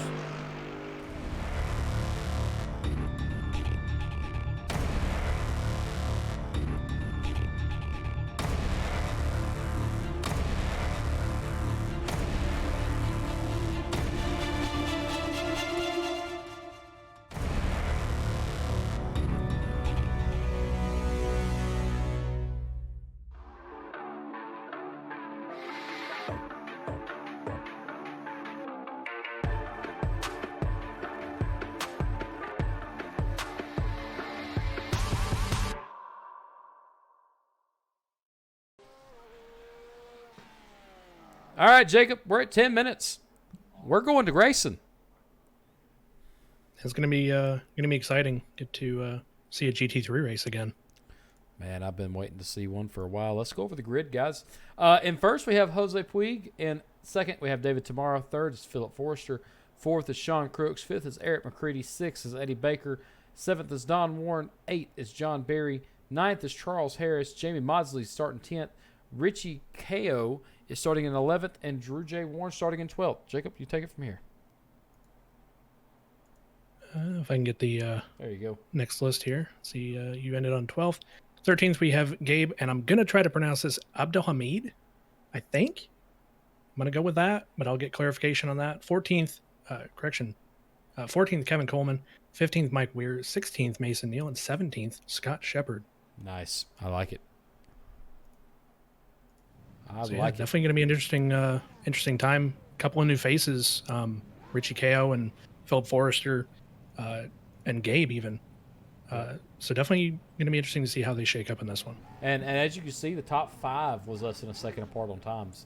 And going back to 8th was about a second and a half back. So very tight times for these guys. And you've seen there at the bottom, there's 3 with no times.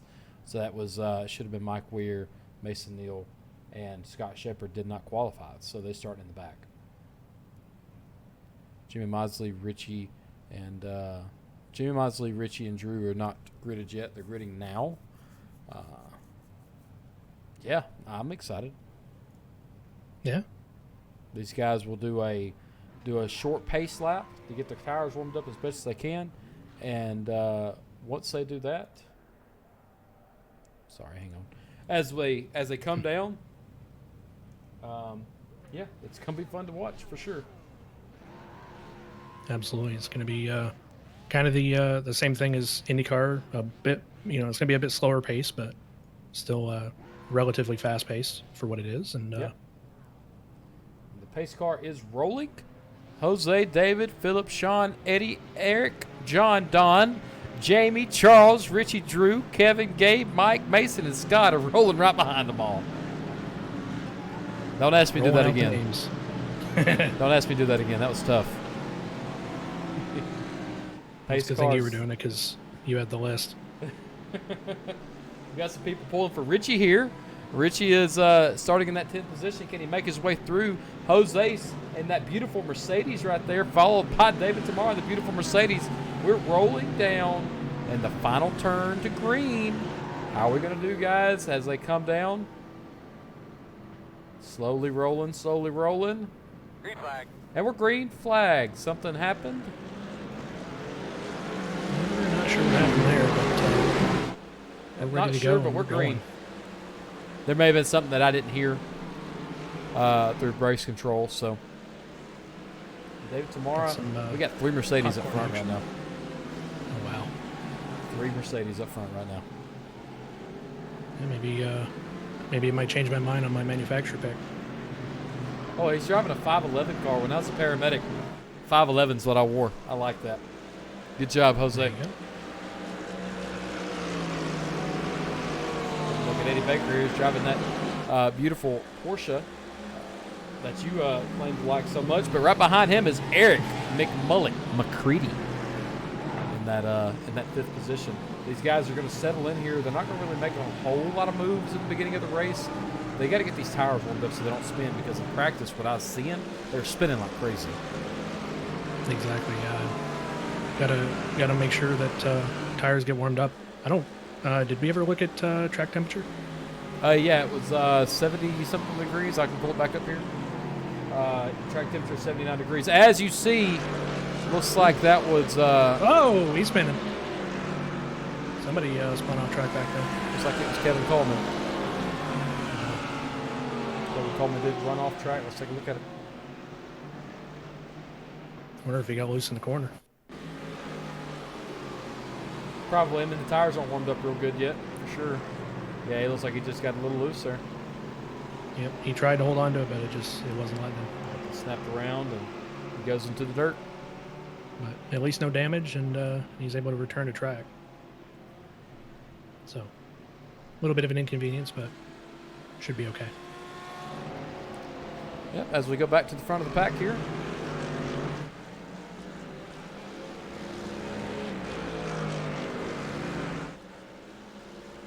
Looks like Jose's going to be running away from this one. It's about about a second and a half, about 2 seconds ahead of David Tamara. Sean Crooks is right behind him with David Tamara. David Tamara's behind Jose, and Sean Crooks is behind him. But we got some moves being made back here. Oh, it looks like off track. Looks like John Barry's off track. Jamie Maudsley has crashed. We'll go back and take a look at all these. Let me get this stuff out of the way. Okay, let's talk about what's happened, because I don't know. We're going to go through the top, everybody where they are on track again, and we're going to figure out where everything went wrong. But we are back. Make sure we're going to go live here. All right, I think we're back. Viewers, I am sorry for that, but enough of that. Let's get back into it. It looks like Jose's in first. David Tamara's in second. Sean Crooks is in third. Fourth is Eddie Baker. Fifth is Philip Forrester. Sixth is Eric McCready. Don Warren's in seventh. Eighth is Mike Weir. Scott Shepard's in ninth. Mason Neal's in 10th. Charlie Harris is in 11th. John Barry and Drew Warren are making passes for 12th and 13th. Jimmy Maudsley, who we're watching right now, is in 14th, and Gabe is in 15th. So we'll go back and check on the leaders here. Wow. My apologies, guys, but we're back. Yep. As we mentioned, we're no stranger to technical issues, but we try to mitigate it where we can. Yep. So. And I got fiber internet, so that shouldn't have happened. All right, so we're back, and we're going to get back into this action now. I'm looking for some battles on track. Looks like we don't really have a close battle that I'm seeing. We may have one right here. between Eddie Baker and Philip Forster. These guys are rocking strong and looking for some moves to be made, for sure. Yeah, for sure. Unfortunately, my window into this race is inaccessible. So I'm unable to... Oh, found it. Found the window. It's open. Yeah, I forgot about that. Kind of everything shuts down when we have stuff, but we're done talking about it. We're going to get back to racing. So it looks like Jose's still holding that front position pretty strong right now. He's got a 5-second interval for David Tomorrow right now. He's a really good racer. Jose is incredible. Yeah, he is for sure. And if they don't watch out, he may win this race. That's definitely possible, but don't want to hold him to that expectation, because you never know.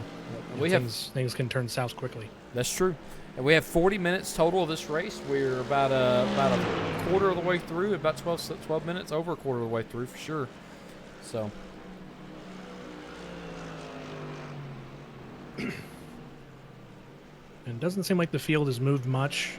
Seems like everyone's still kind of in their positions that they were in. Yep, it does look like Richie did go a lap down though. And Mike Weir has crashed.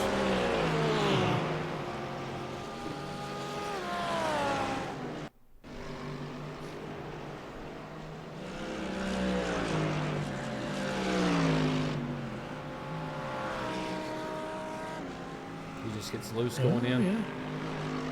He didn't get fully turned around, but it did make a chance for the number 9 of Scott Shepard to go right on by him. Yeah, bit of an inconvenience for him, but sometimes it happened again. It's kind of like what happened before.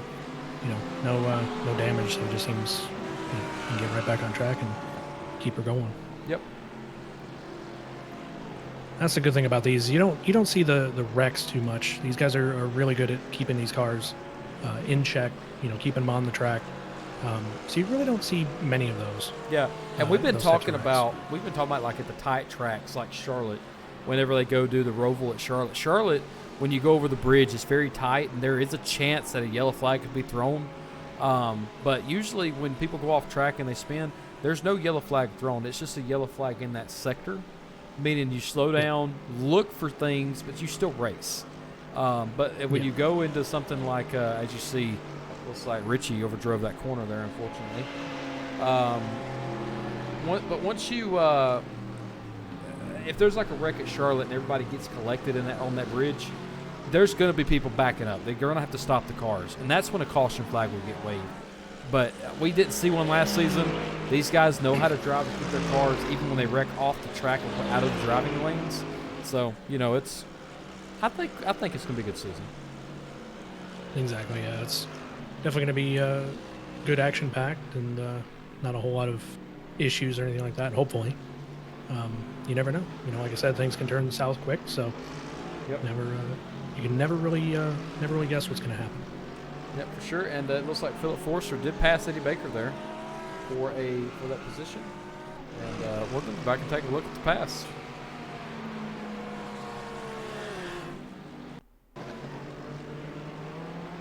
So they get side by side going into one of the corners here, and Philip just goes right on by Eddie without a problem.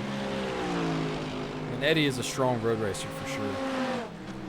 Absolutely, yeah. He's definitely a really good racer, along with Jose and Eric and everybody. They're all really good at this kind of stuff. Yes, for sure.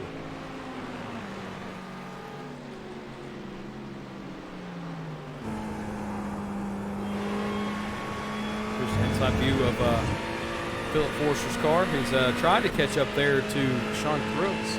Sean Crooks is about 2 seconds back, and they can gain that in about a lap. Without a problem.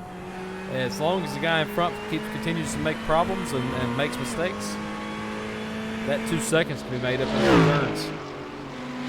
Exactly. Yeah, it's definitely quick times and everything, and you make a mistake and you're going to lose that spot, so you really got to keep on top of it.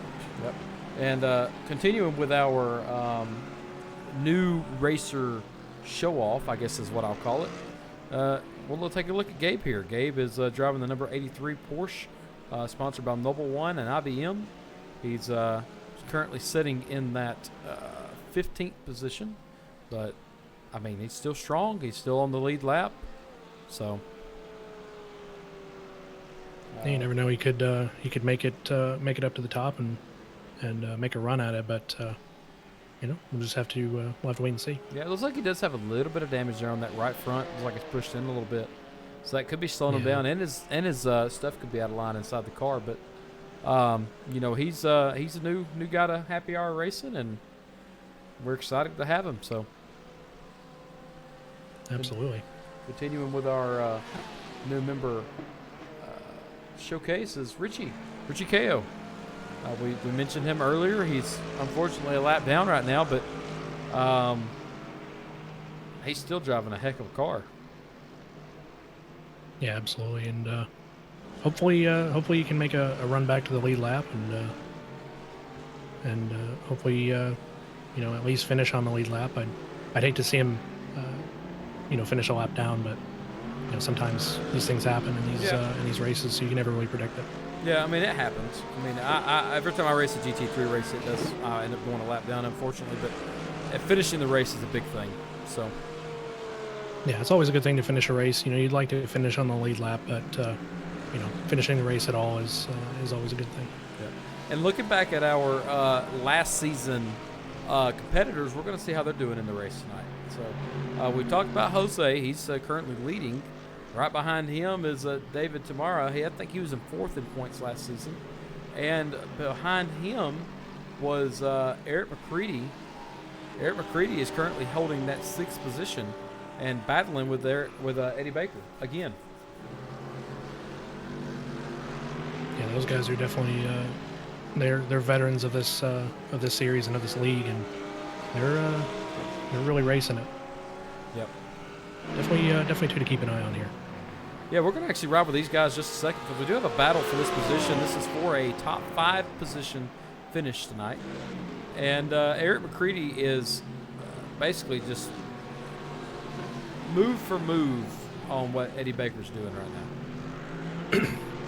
He's definitely keeping tabs on him and keeping rhythm. We'll have to see what happens. Yep. As they say in the music world. Yep, keeping the time.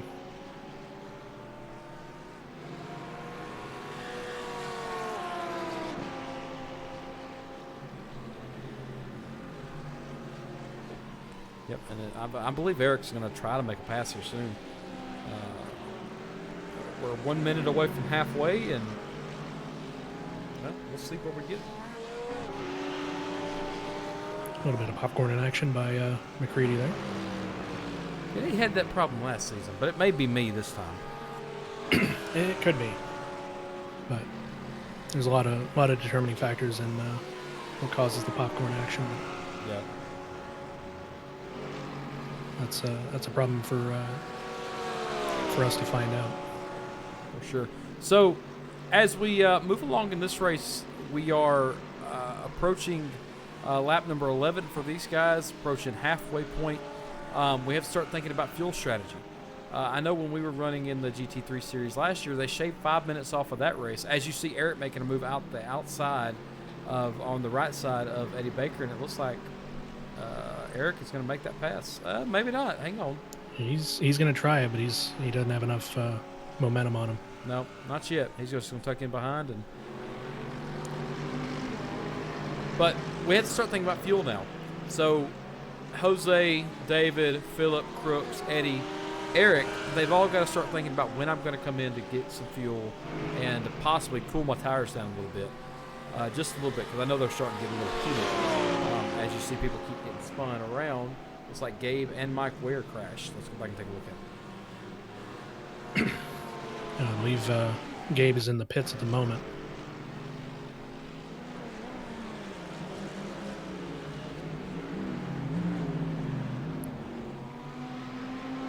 That's the Mike Ware incident from earlier, I think. No, that's the same spot that he got last time.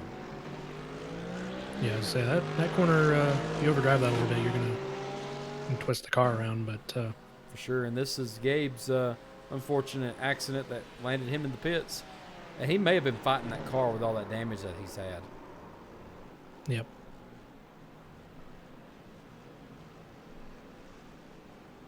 Yep.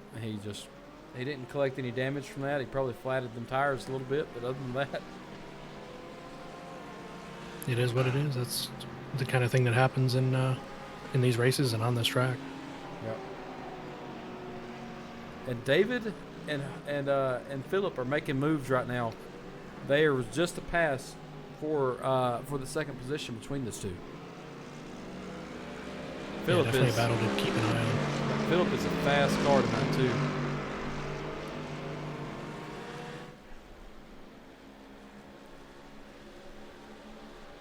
Yeah, I'm definitely liking Forster on this one. He's doing really good, keeping that second position. He's only 6-7 tenths behind Jose, so he's doing pretty good. Yeah, there's actually a position battle right now for the front position between the two. It's definitely gonna be really interesting. I'm kind of, you know what, I'm gonna root for Forrester on this one.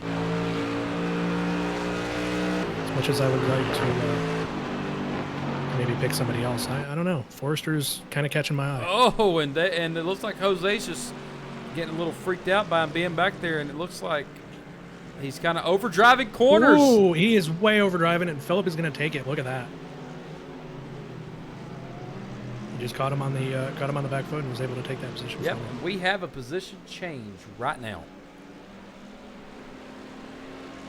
Philip Forrester, his first debut race in Happy Hour Racing League on the GT3 Eurasia Series.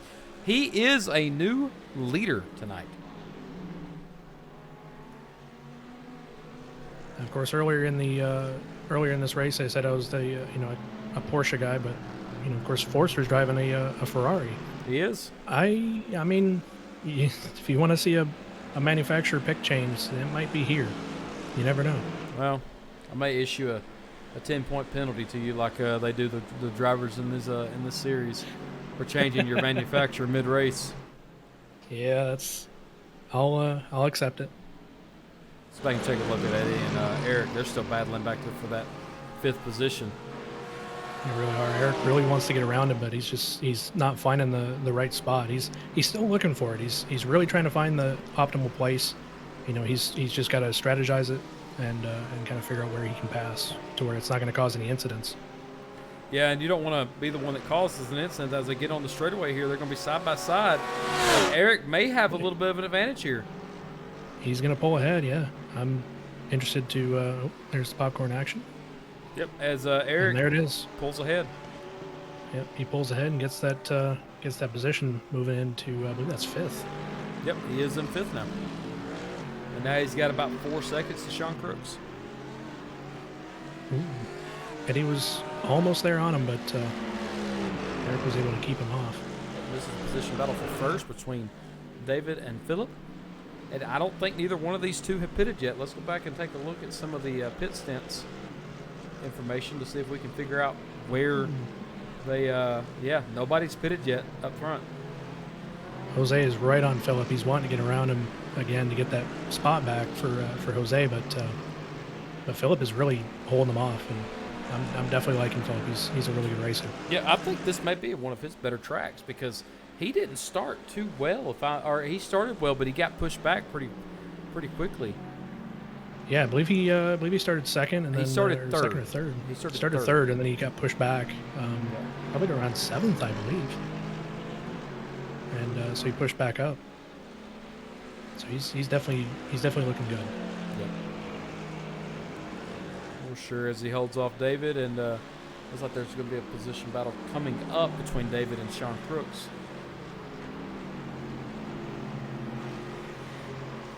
It's not happening yet, but it'll be there. Yeah, knowing these guys, it'll probably happen fairly quickly. Yeah, I mean, like we've seen last season, these guys could be 5 and 6 seconds back and be on one another before the end of that lap. So,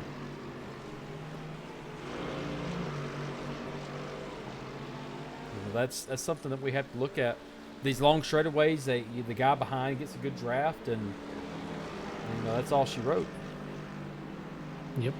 that's where the strategy comes in. You got to, figure out if you can get enough of a draft. Once you have that draft, can you pass?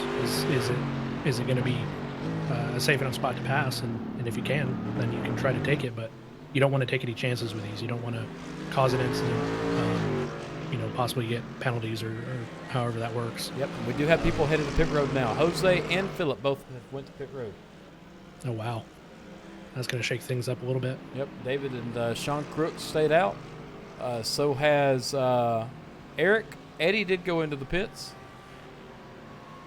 So we got Tamara, Crooks, and McCready up top 3. Yep, they're top 3 now. So that's it's gonna be interesting to see if Forrester can come back out and regain. Yeah, and they're just looking to have just enough fuel to end it. They're less than 15 minutes away from the end of this race now. So yeah, eventually it's going to turn into crunch time. So they've got to kind of adjust their strategies a little bit and see if they can regain. Of course, Forrester and Puig are all now back in 4th and 5th respectively. So how's that going to affect how they strategize? yeah, and they're both back on track now, but it looks like Philip did get a big jump over Jose by about 4 seconds. Mm-hmm. So, and we just talked about it. David, Sean, and Eric have not pitted yet, and they have to. They don't have enough fuel to make it to the end. Yep. So they gotta pit eventually, and then that should open the door for Philip and Jose to come back, and then just kind of be the same thing there. As you see flames coming out of that car. Yep, that's one of the cool features that iRacing added to that car. I love. Yep.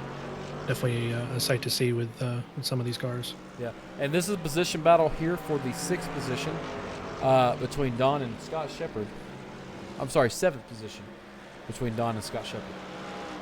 Scott is in the 7th position, Don in the 8th position back there. And it looks like the top 3 have pitted. Yep. So that's going to open the door for Forrester and Puig to head back up to top 2 and kind of battle that out again. Yeah. The problem is they've got to get there. And That's looking at what I'm seeing here, they're leaving pit road now. No, they're just making it to stop, and it looks like Philip is going to pass him. There he goes. These two are definitely Jose and Philip both are going to walk away from Eric and them now. Eric's back on track now as he comes out of the pits. David's right behind him, and then Eddie's right behind him. Actually, Eddie's coming around right now. So.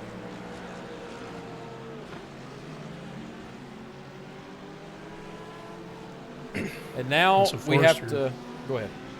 And Forrester with about a 4.5, almost 5-second gap on Jose. Yeah, he probably got enough he's fuel to push it to the end now. He's doing really good. 4, almost 5-second lead, a 12-second, 14-second lead over David and Baker. So. And for Forrester's debut, debut season with Happy Hour and debut race in the GT3 Series, he's really. I mean, I'm kind of blown away. Well, looking at his I rating, he does have the highest I rating out of everybody. His I rating's at a 25.93. Oh wow! Okay. And the closest one behind him is looks like a 20.98. So. Ooh. So he's good. Yeah. He's very good. JP may have a problem this season with this guy. Yeah, I would think so. JP will, because he's the reigning champion of last season, and so he is. Yep. It looks like Forster's going to get a jump on his points right away. Yeah, it's definitely going to be an interesting little shakeup there with Forster and JP and even Jose, because I remember in that championship race it was JP and Jose for the number 1, number 2 positions respectively. Yeah, that's for the race positions. Jose didn't have the contention in the point series. Right, but speaking of the race just on its own, they're Jose's a really good racer, so I guess the 3 to really look out for. Maybe it's too early to call him, Forrester, JP, and Jose, if JP can get in here and do the same thing he did last season, that's be a really great racer. You have a three-way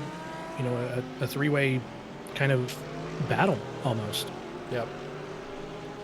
Well, and they get it's two like- drop races this season, like they did last season too. So he could technically drop this race because he didn't race it. Yeah.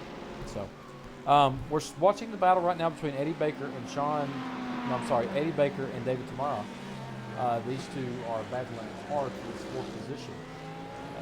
And looks like Eddie is going to be getting some form of draft off of him. Yeah, he's trying to keep that draft, but I'm wondering if Tamara's trying to break it a little bit.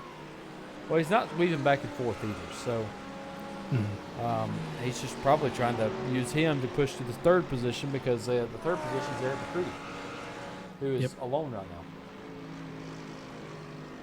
Yeah, he's got a 4-second gap on Eric's got a 4-second gap on Tamara, and he's still back by 6 or 7 seconds behind Jose.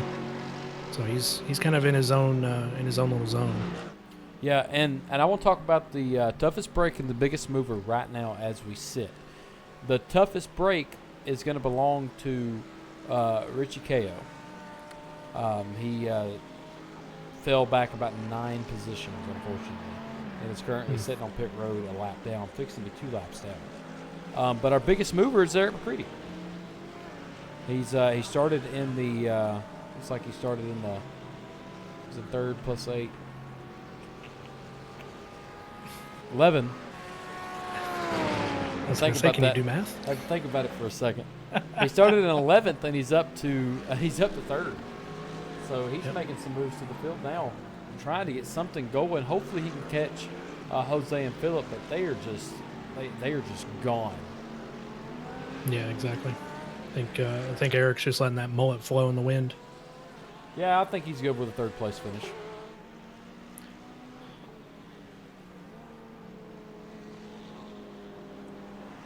I don't even see anybody behind Phillip right now. Phillip is just out.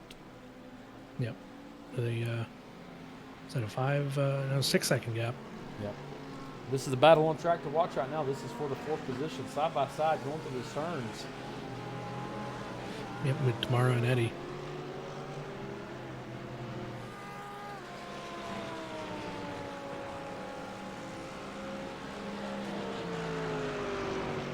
I wonder if that's Kyle. Could be. I think it'd be kind of interesting to get him in here, but we'll have to see. Yep. I mean, we got our boy Nelly in the IndyCar. I mean, we'll probably get some other buddies of ours in here. If you didn't watch the end of the IndyCar race, after we get done broadcasting this show, go back and take a look at it. That ending was fantastic for a season opener. Unfortunately, Nelly got clipped going fixing to go up to his white flag from his he was leading it, unfortunately, and Mason Neal kind of clipped him, unfortunately. But it's a season opener for the ages right now. So yeah, you might see that in a highlight reel at some point. We'll leave that up to the imagination. These two are still battling out hard. I'm looking through the packs if I have any other battles that are brewing. Yep, right here. Here's a battle. Scott Shepard and Mike Weir.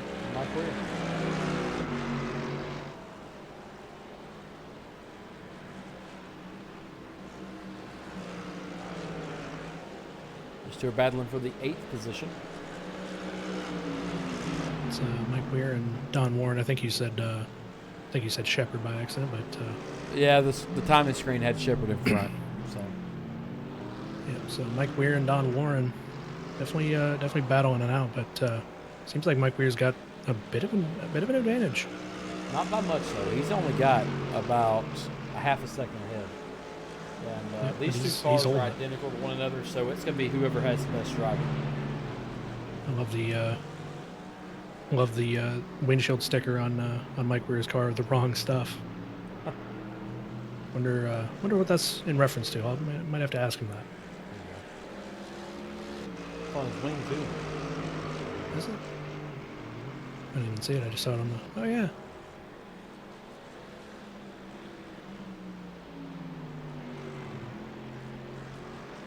Goodness, Forrester up there, number one. He is just pulling away from Jose actively. Yeah, he's already 7 seconds ahead of Jose right now. Eric is 14 seconds Goodness. back. Tamara is 19 seconds back. Baker, them two are still battling it out hard here. Yeah, they are.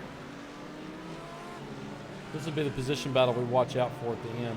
Looks like Gabe has crashed. Ooh. Tamara got a bit of a bump on that apex, and oh, it's a little contact. Little contact. Baker pulls up, and he gets the position from Tamara. Tamara, he bumped up on that apex, and he might have lost a little speed, so yep. that kind of gave Baker the advantage. Give Baker the advantage to just put his nose right in front, or put his. Oh! Wow. Man, yep, that's They're a battle battling right there. now. Well, we have less than Baker 5 still minutes got to it. go. This is 4 position battles, guys. Ooh, but Tamara takes it back. And Sean Crooks is about to stick his nose into it, too. Oh, wow. About to have a 3-car battle for 4th here. It's getting crazier and crazier right towards the end. Oh, my gosh. Don't go anywhere, folks. This ending for the 4th place finish is going to be something to watch out for. Absolutely.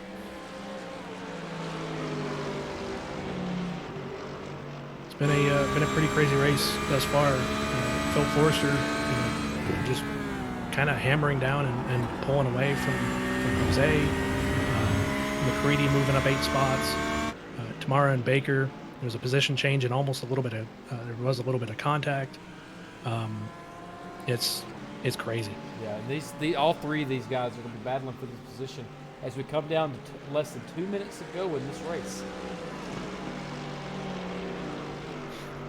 If you're getting up to grab your popcorn, sit down. If you're getting up to grab your Gatorade, sit down. It's fixing to be a battle for the 4th position here between Sean Crooks, Eddie Baker, and David Tamara. And if you got your popcorn, keep eating it because it's getting hectic right now. Yeah, for sure. Well, I had some food, but I have a strawberry shortcake. But get us some popcorn. I could, but I'd miss the service. I don't want to do that. And Eddie Baker's going to be stepping outside just a little bit.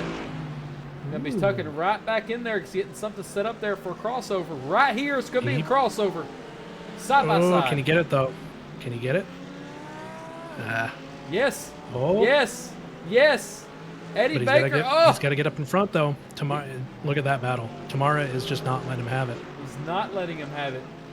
He's trying to think 7 corners ahead where he needs to be on track to get this position. We're less than a minute before we're at 40 minutes. I'm going to jump to Phillip real quick. Okay, this is going to be the last lap for Phillip. This will be the last lap for Phillip. Let's go back to Eddie here. Yeah, Tamara's just not letting him have it. He's keeping Baker at bay.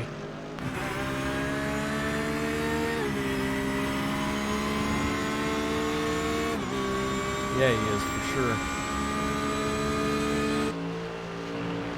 Watch the nose camera of this from David Tamara. I'm sorry, Sean Crooks' view.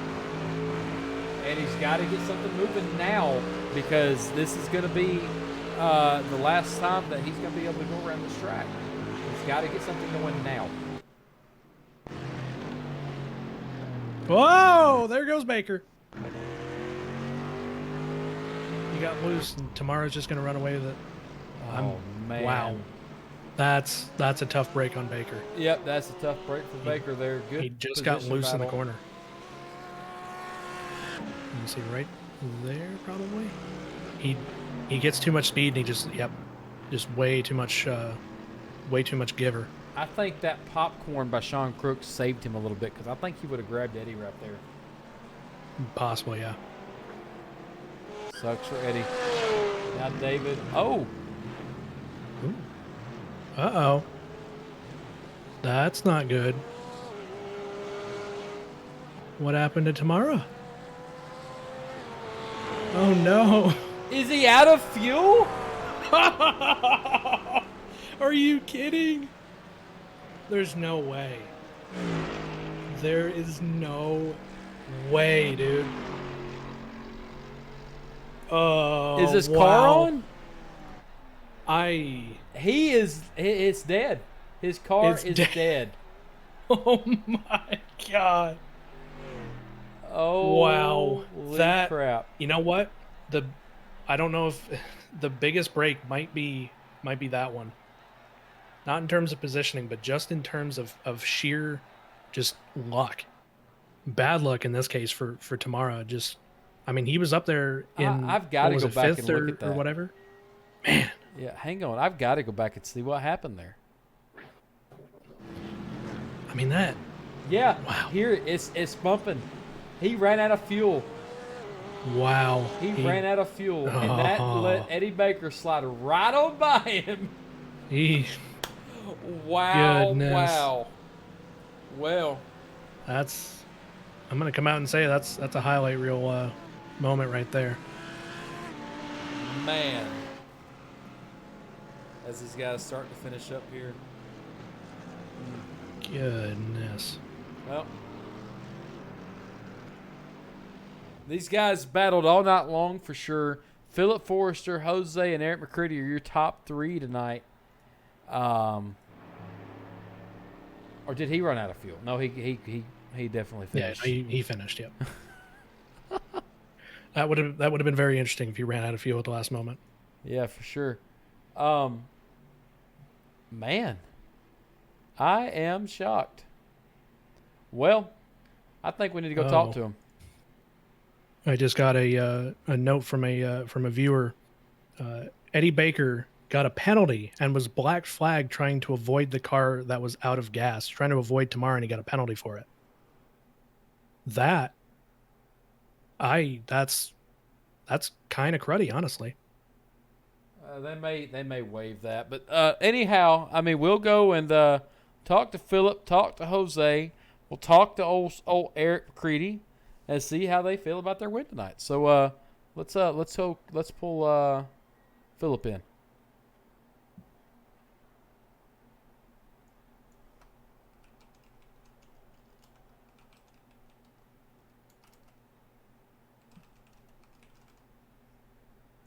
I don't believe he's here. Philip, it's Jacob in the booth. How you got me? Philip, you got us? You're lighting up, but we got no audio.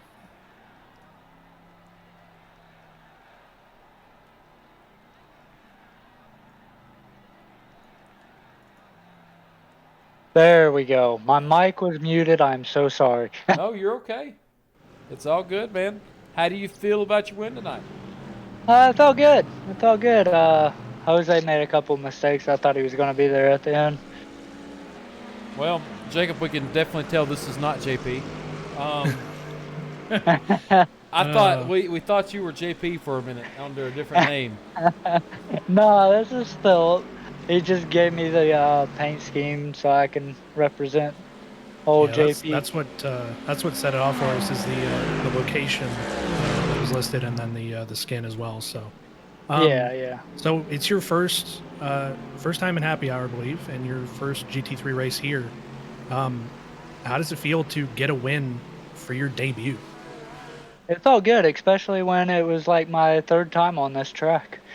Oh wow! There you go. Third time on this track at all?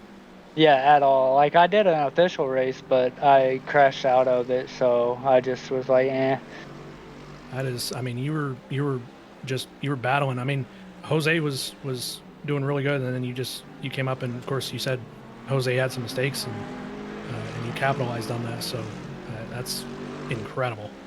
Now, yeah, I just drive. That's all I do. Now I want to talk about your strategy tonight.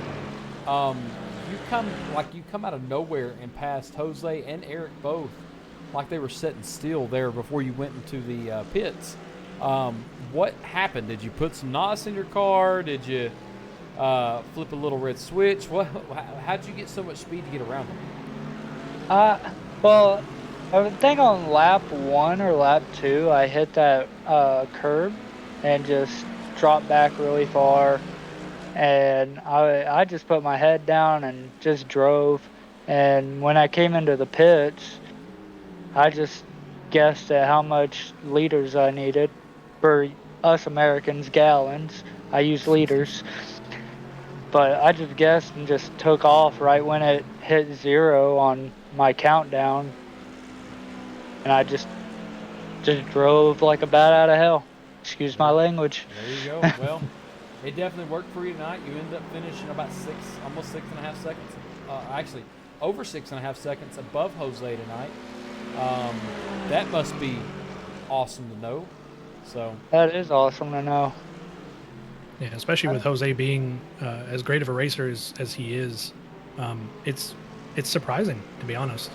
Yeah, like I've done a few races with him, and he is really fast, and I'm Absolutely. surprised I had that much of a lead. Well, I think the guys that won last season is going to have somebody to watch out for here as a rookie newcomer that you are coming into the series and winning your first race. Congratulations, and I hope you get many more this season. Yep, thank you for bringing me up here. Yes, sir. All right, next is going to be Jose. Where is Jose? Is he around? Unfortunately, I do not see him on the I don't think he's in radio range. I don't either. Let's go ahead and pull in Eric and talk to him for a minute, and then if Eddie is still around, I want to talk to him about that penalty. Yep. So we'll get Eric. Hey, Eric, this is Andrew at the booth. You got me? Yeah, loud and clear. Hey, buddy. So you couldn't catch old Philip. How does it feel to be beat by a rookie on your debut race for season 3? I don't know if he's a rookie. He's got a 2600 I rating. He's a rookie to happy hour. I guess so. How's it feel to get beat by him? I don't know. I guess it feels okay. I qualified horribly. I'm incredibly slow at this track. The only reason I even got a podium is because my pit crew somehow magically worked a lot faster than everybody else with fueling me. I passed 2 guys in the pits. Well, Oh my. unfortunately, you didn't have the upset that David Tamara had. He ran out of fuel on the last turn and didn't make it. That's rough. So I'm glad you didn't have that luck tonight and was able to finish third. I take it you're going to be a contender on your championship run for season 3, correct? Yeah. I mean, that's the plan. Yeah. So We'll see what happens. what time? You said you've not really like racing this race or racing this track. What was your strategy coming into this race? Don't crash, which I ended up losing the rear end twice, but actually my goal was to not crash 3 times. I only crashed twice, so there we go. Yeah. I honestly I hadn't been in the rig for 2 weeks. I haven't run a whole lot of Silverstone. Yeah. I don't know the track very well, and even if I did, it's just one of those tracks that just doesn't suit me. I'm not very quick here. But I was hoping to just stay in a draft, and for a while I was in Phillips' draft, which helped out quite a bit and actually pulled me up the pack a little bit. From there, it was just the game of attrition. There you go. Well, congrats on your your third place finish tonight. And you plan on racing in the Americas race on Thursday night, correct? Nope, just Tuesdays. I get Tuesday nights and Sunday mornings in the rig, and that's it. That's all I'm allowed. That's all you're allowed. Well, that sucks, but at the same time, you can still be a contender of winning the GT3 Eurasia Series. So good luck to you there, and we'll see you next week. All right, sounds good. Thanks. And it looks like we have Jose with us. Jose, can you hear us? Yeah, can you hear me? Yeah, I got you. So Yeah. you finished second. Philip being the rookie to the league. I'm not necessarily calling him a rookie, but he was a rookie to our league. He beat you. Yeah, he beat me completely. I mean, actually, I wasn't aware he was going that fast. I knew that on the start I touched the brake because I thought the line was just there and it was not green yet. So he touched me and after that I lost him. I didn't know where he was. So I was just it was too boring to be up there on first position, and I said, okay, I'm gonna wait for them to have a little bit of fun. Yeah. And no, and I lost. I couldn't catch him. He was so fast. He was very fast. He come out of nowhere and passed you, Eric, Sean, everybody. Yes. He passed everybody, and then like y'all couldn't catch him. Yeah, I couldn't catch him. I just couldn't. I mean, he was so fast. Yeah. So congratulations. He did very well. He did very well. Yeah. And I'm happy. Yeah, happy. It was my first race with Mercedes. So I'm happy. I'm Yep. really happy. I like how it drives. Jacob, So you got any? thank you guys for all what you do there. Yeah, no problem. Jacob, you got anything for him? No. I got one final question, and then we can end the interviews, I guess, or end your interview. So you said you like the Mercedes. Are you keeping it, or are you going to be changing manufacturers? No, I'm gonna be keeping it. I'm gonna be keeping it. But I want you to practice for the Le Mans 24 hours. It's gonna be at the end of June. So and we're gonna be running the team. LTOM is gonna be running with Mercedes. So I said, okay, let me try it. So I bought it yesterday. I like it very much. So yeah. Yeah, that's my new favorite car when I do GT3 or even the GT4 series. I like driving the Mercedes. So good job, and best of luck to you in the future. Hopefully Philip ain't the one that wins this.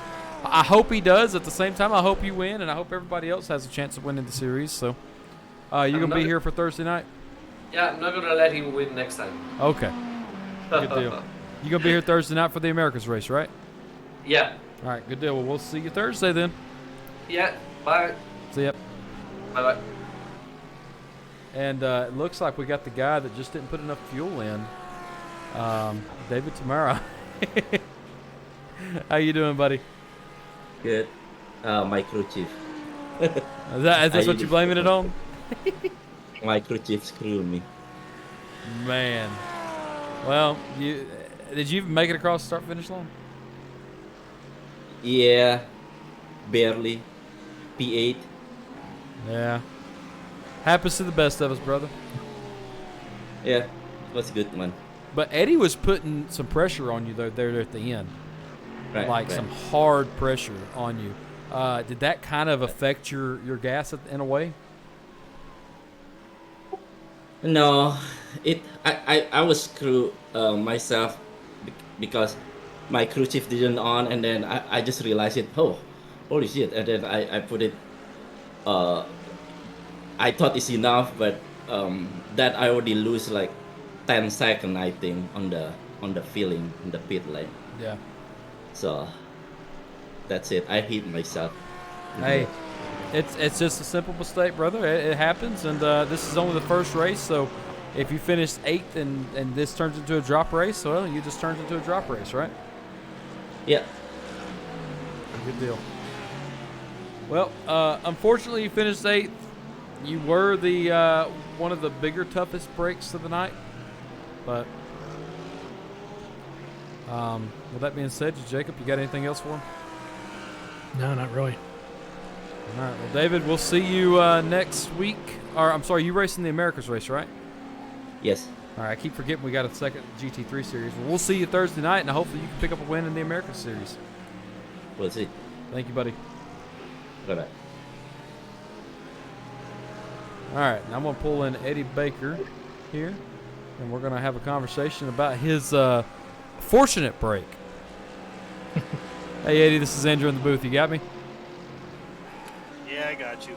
So, you missed, or at the final lap there that you had, you spun out, David, or you drove a corner, you spun out a little bit, David drove away from you, and then you enter the final turn and you see David sitting on the track.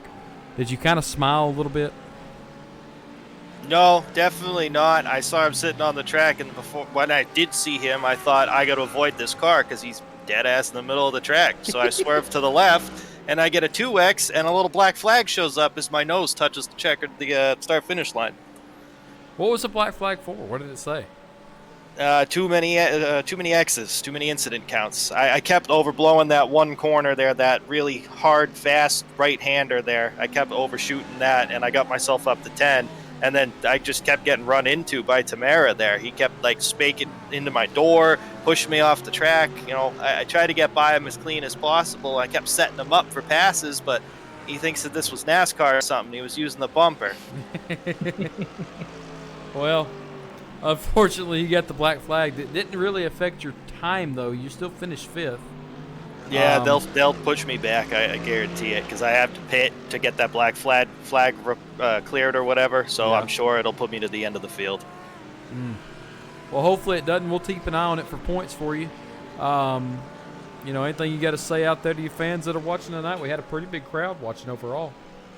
Yeah, I saw there was a lot of people watching tonight. Appreciate everybody tuning in. Definitely was a fun experience. The end was a little hectic. Definitely learned who and how I can race certain people from now on. Definitely going to change the way I drive on some people. Huge shout out to Eric McCready for racing me hard, but not touching me whatsoever for that battle we had there while I was trying to hold him off. And yeah, I'm going to go get the dub on Thursday. I'm going to repeat last year. I'm calling my shot right now, and if it ain't me, it's going to be Mason Neal. There you go. You excited for tomorrow's race, right? The NASCAR race? Oh, yeah. Always excited for that. That's going to be a good time. Can't wait to watch the broadcast afterwards and tune into that. And, next couple of days going to be some good racing here with the happy hour crew. Yep, for sure. And, guys, with that being said, if you did not catch the Indy race before we did the GT3, you need to go watch it, and I'll tell you the reason why. It was a heck of an opener for Happy Hour and United Racing Network for the season 3 opener. So Yeah, that was crazy. Eddie, I don't know if you watched it or not, but it was absolutely wild there at the end. I did try to watch it, but I got to be honest, I fell asleep on the couch with my phone in my hand. Oh, we're that boring, huh? No, that's just the product of a 12-hour day. I got you. I understand that. Well, Eddie, it was good talking to you, brother, and we'll see you tomorrow at the NASCAR Next Gen Series. Absolutely, we'll see. We'll be there tomorrow. Hopefully, we can put the Mountain Dew Baja Blast Chevy Camaro on the pole and do some good work with it. Hey, I like it. All right, Eddie. We'll have a good afternoon, good evening, wherever you're at. Have a good evening, and we'll talk to you hopefully tomorrow. Thanks, fellas. Have a good night. Yep, see ya. Well, Jacob, that was absolutely incredible. It was, yeah. That was incredible racing from both series. Recapping, the Indy race ended with 3 green, white checkers or 3 overtimes. Finally, the third one was able to pass without a hunch. Nelly ended up getting turned in the second green, white checkered, but he still had that race. That was his race to win. There's always next week for him. They had a rocky start in the Indy Series in the beginning. Yeah. But that last 27 laps were amazing for sure. Yeah, bunch of cautions right at the beginning, and then a bit of a green flag run. It went for a while, and then it just it turned back into a bit of a slow ending, but then it got kind of crazy. So yeah, it got crazy quick. 3 and 4 and 5 and wide, and then GT3 always puts up some good individual battles. We've seen the biggest one tonight was between Eddie and David for sure. That was the biggest battle we've seen all night, and then you had the biggest. I'd say the come from behind win belongs to Phillip, because he actually came out of nowhere and won that race. That's what surprised me is being a newcomer to the league. You only raced on this track 3 times at all. It's mind blowing how he was able to be one of the best racers of this league in Jose, and get past everybody like Eric and Eddie, and it was an absolute come from behind victory. Yep, for sure. I mean, he didn't qualify bad, but he didn't start in first position either. So, well, that being said, Jacob, you got anything to say in closing? You got anything to say? Well, I mean, this being my first two separate series, first total broadcast with, being in the booth and everything. Uh, Definitely learned a lot. Definitely kind of got the nerves out. And I'm excited to get on this full time. Of course, if you missed the Indy series, we kind of went over that. I will be the full time color commentator for alongside Andrew with the IndyCar series, and then if as needed, I will stand in with the GT3 series. I believe it's just the GT3. Correct. So for both Eurasia and the America series. So, but that's as needed. If one of the others happens to be out, then that's when I come in. So you only see me full time on Tuesdays for the IndyCar. But I don't know. You may see me more often. Just kind of see how it shakes out during the season, see what happens. So, but I guess in closing, thanks everyone for coming out. We do apologize for the technical difficulties that we had. I believe that's when our viewer count shot up, is when the technical difficulties happened. So it was a bit of an unfortunate time, but we worked through it. We got back into it, and but yeah. So that's really all I got to say for this one. Well, and Jacob, we appreciate you being in the booth with us tonight. Rob and Nizzy or Ben Martin will be with me tomorrow in the NASCAR Next Gen Series. We appreciate everybody coming out. For any new viewer that was here with us tonight, make sure you drop a follow. If you feel generous, you can subscribe to us. And if you're feeling extra generous, we do have our donation tab at the bottom as well. If you feel like doing that, it's not asked for. It's not recommended. It's not. We appreciate it if it happens. So, guys, we love you. I'm going to end it with this. I do it every time. If you're home, wherever you're watching this, if you're home in the car, flying, on a train, just be safe tonight, guys. It's a crazy, wild world out there, and when you come here, we want you guys to enjoy the great racing spectacle that there is, and the great the series that we have here with Happy Hour, or the great group we have here with Happy Hour, and with us, the United Racing Network. My name is Andrew Spears. My co-host, Jacob Burton. We love you guys, and we will see you guys tomorrow night, 6:45 for the NASCAR Next Gen Series. We love you. Have a good night, guys.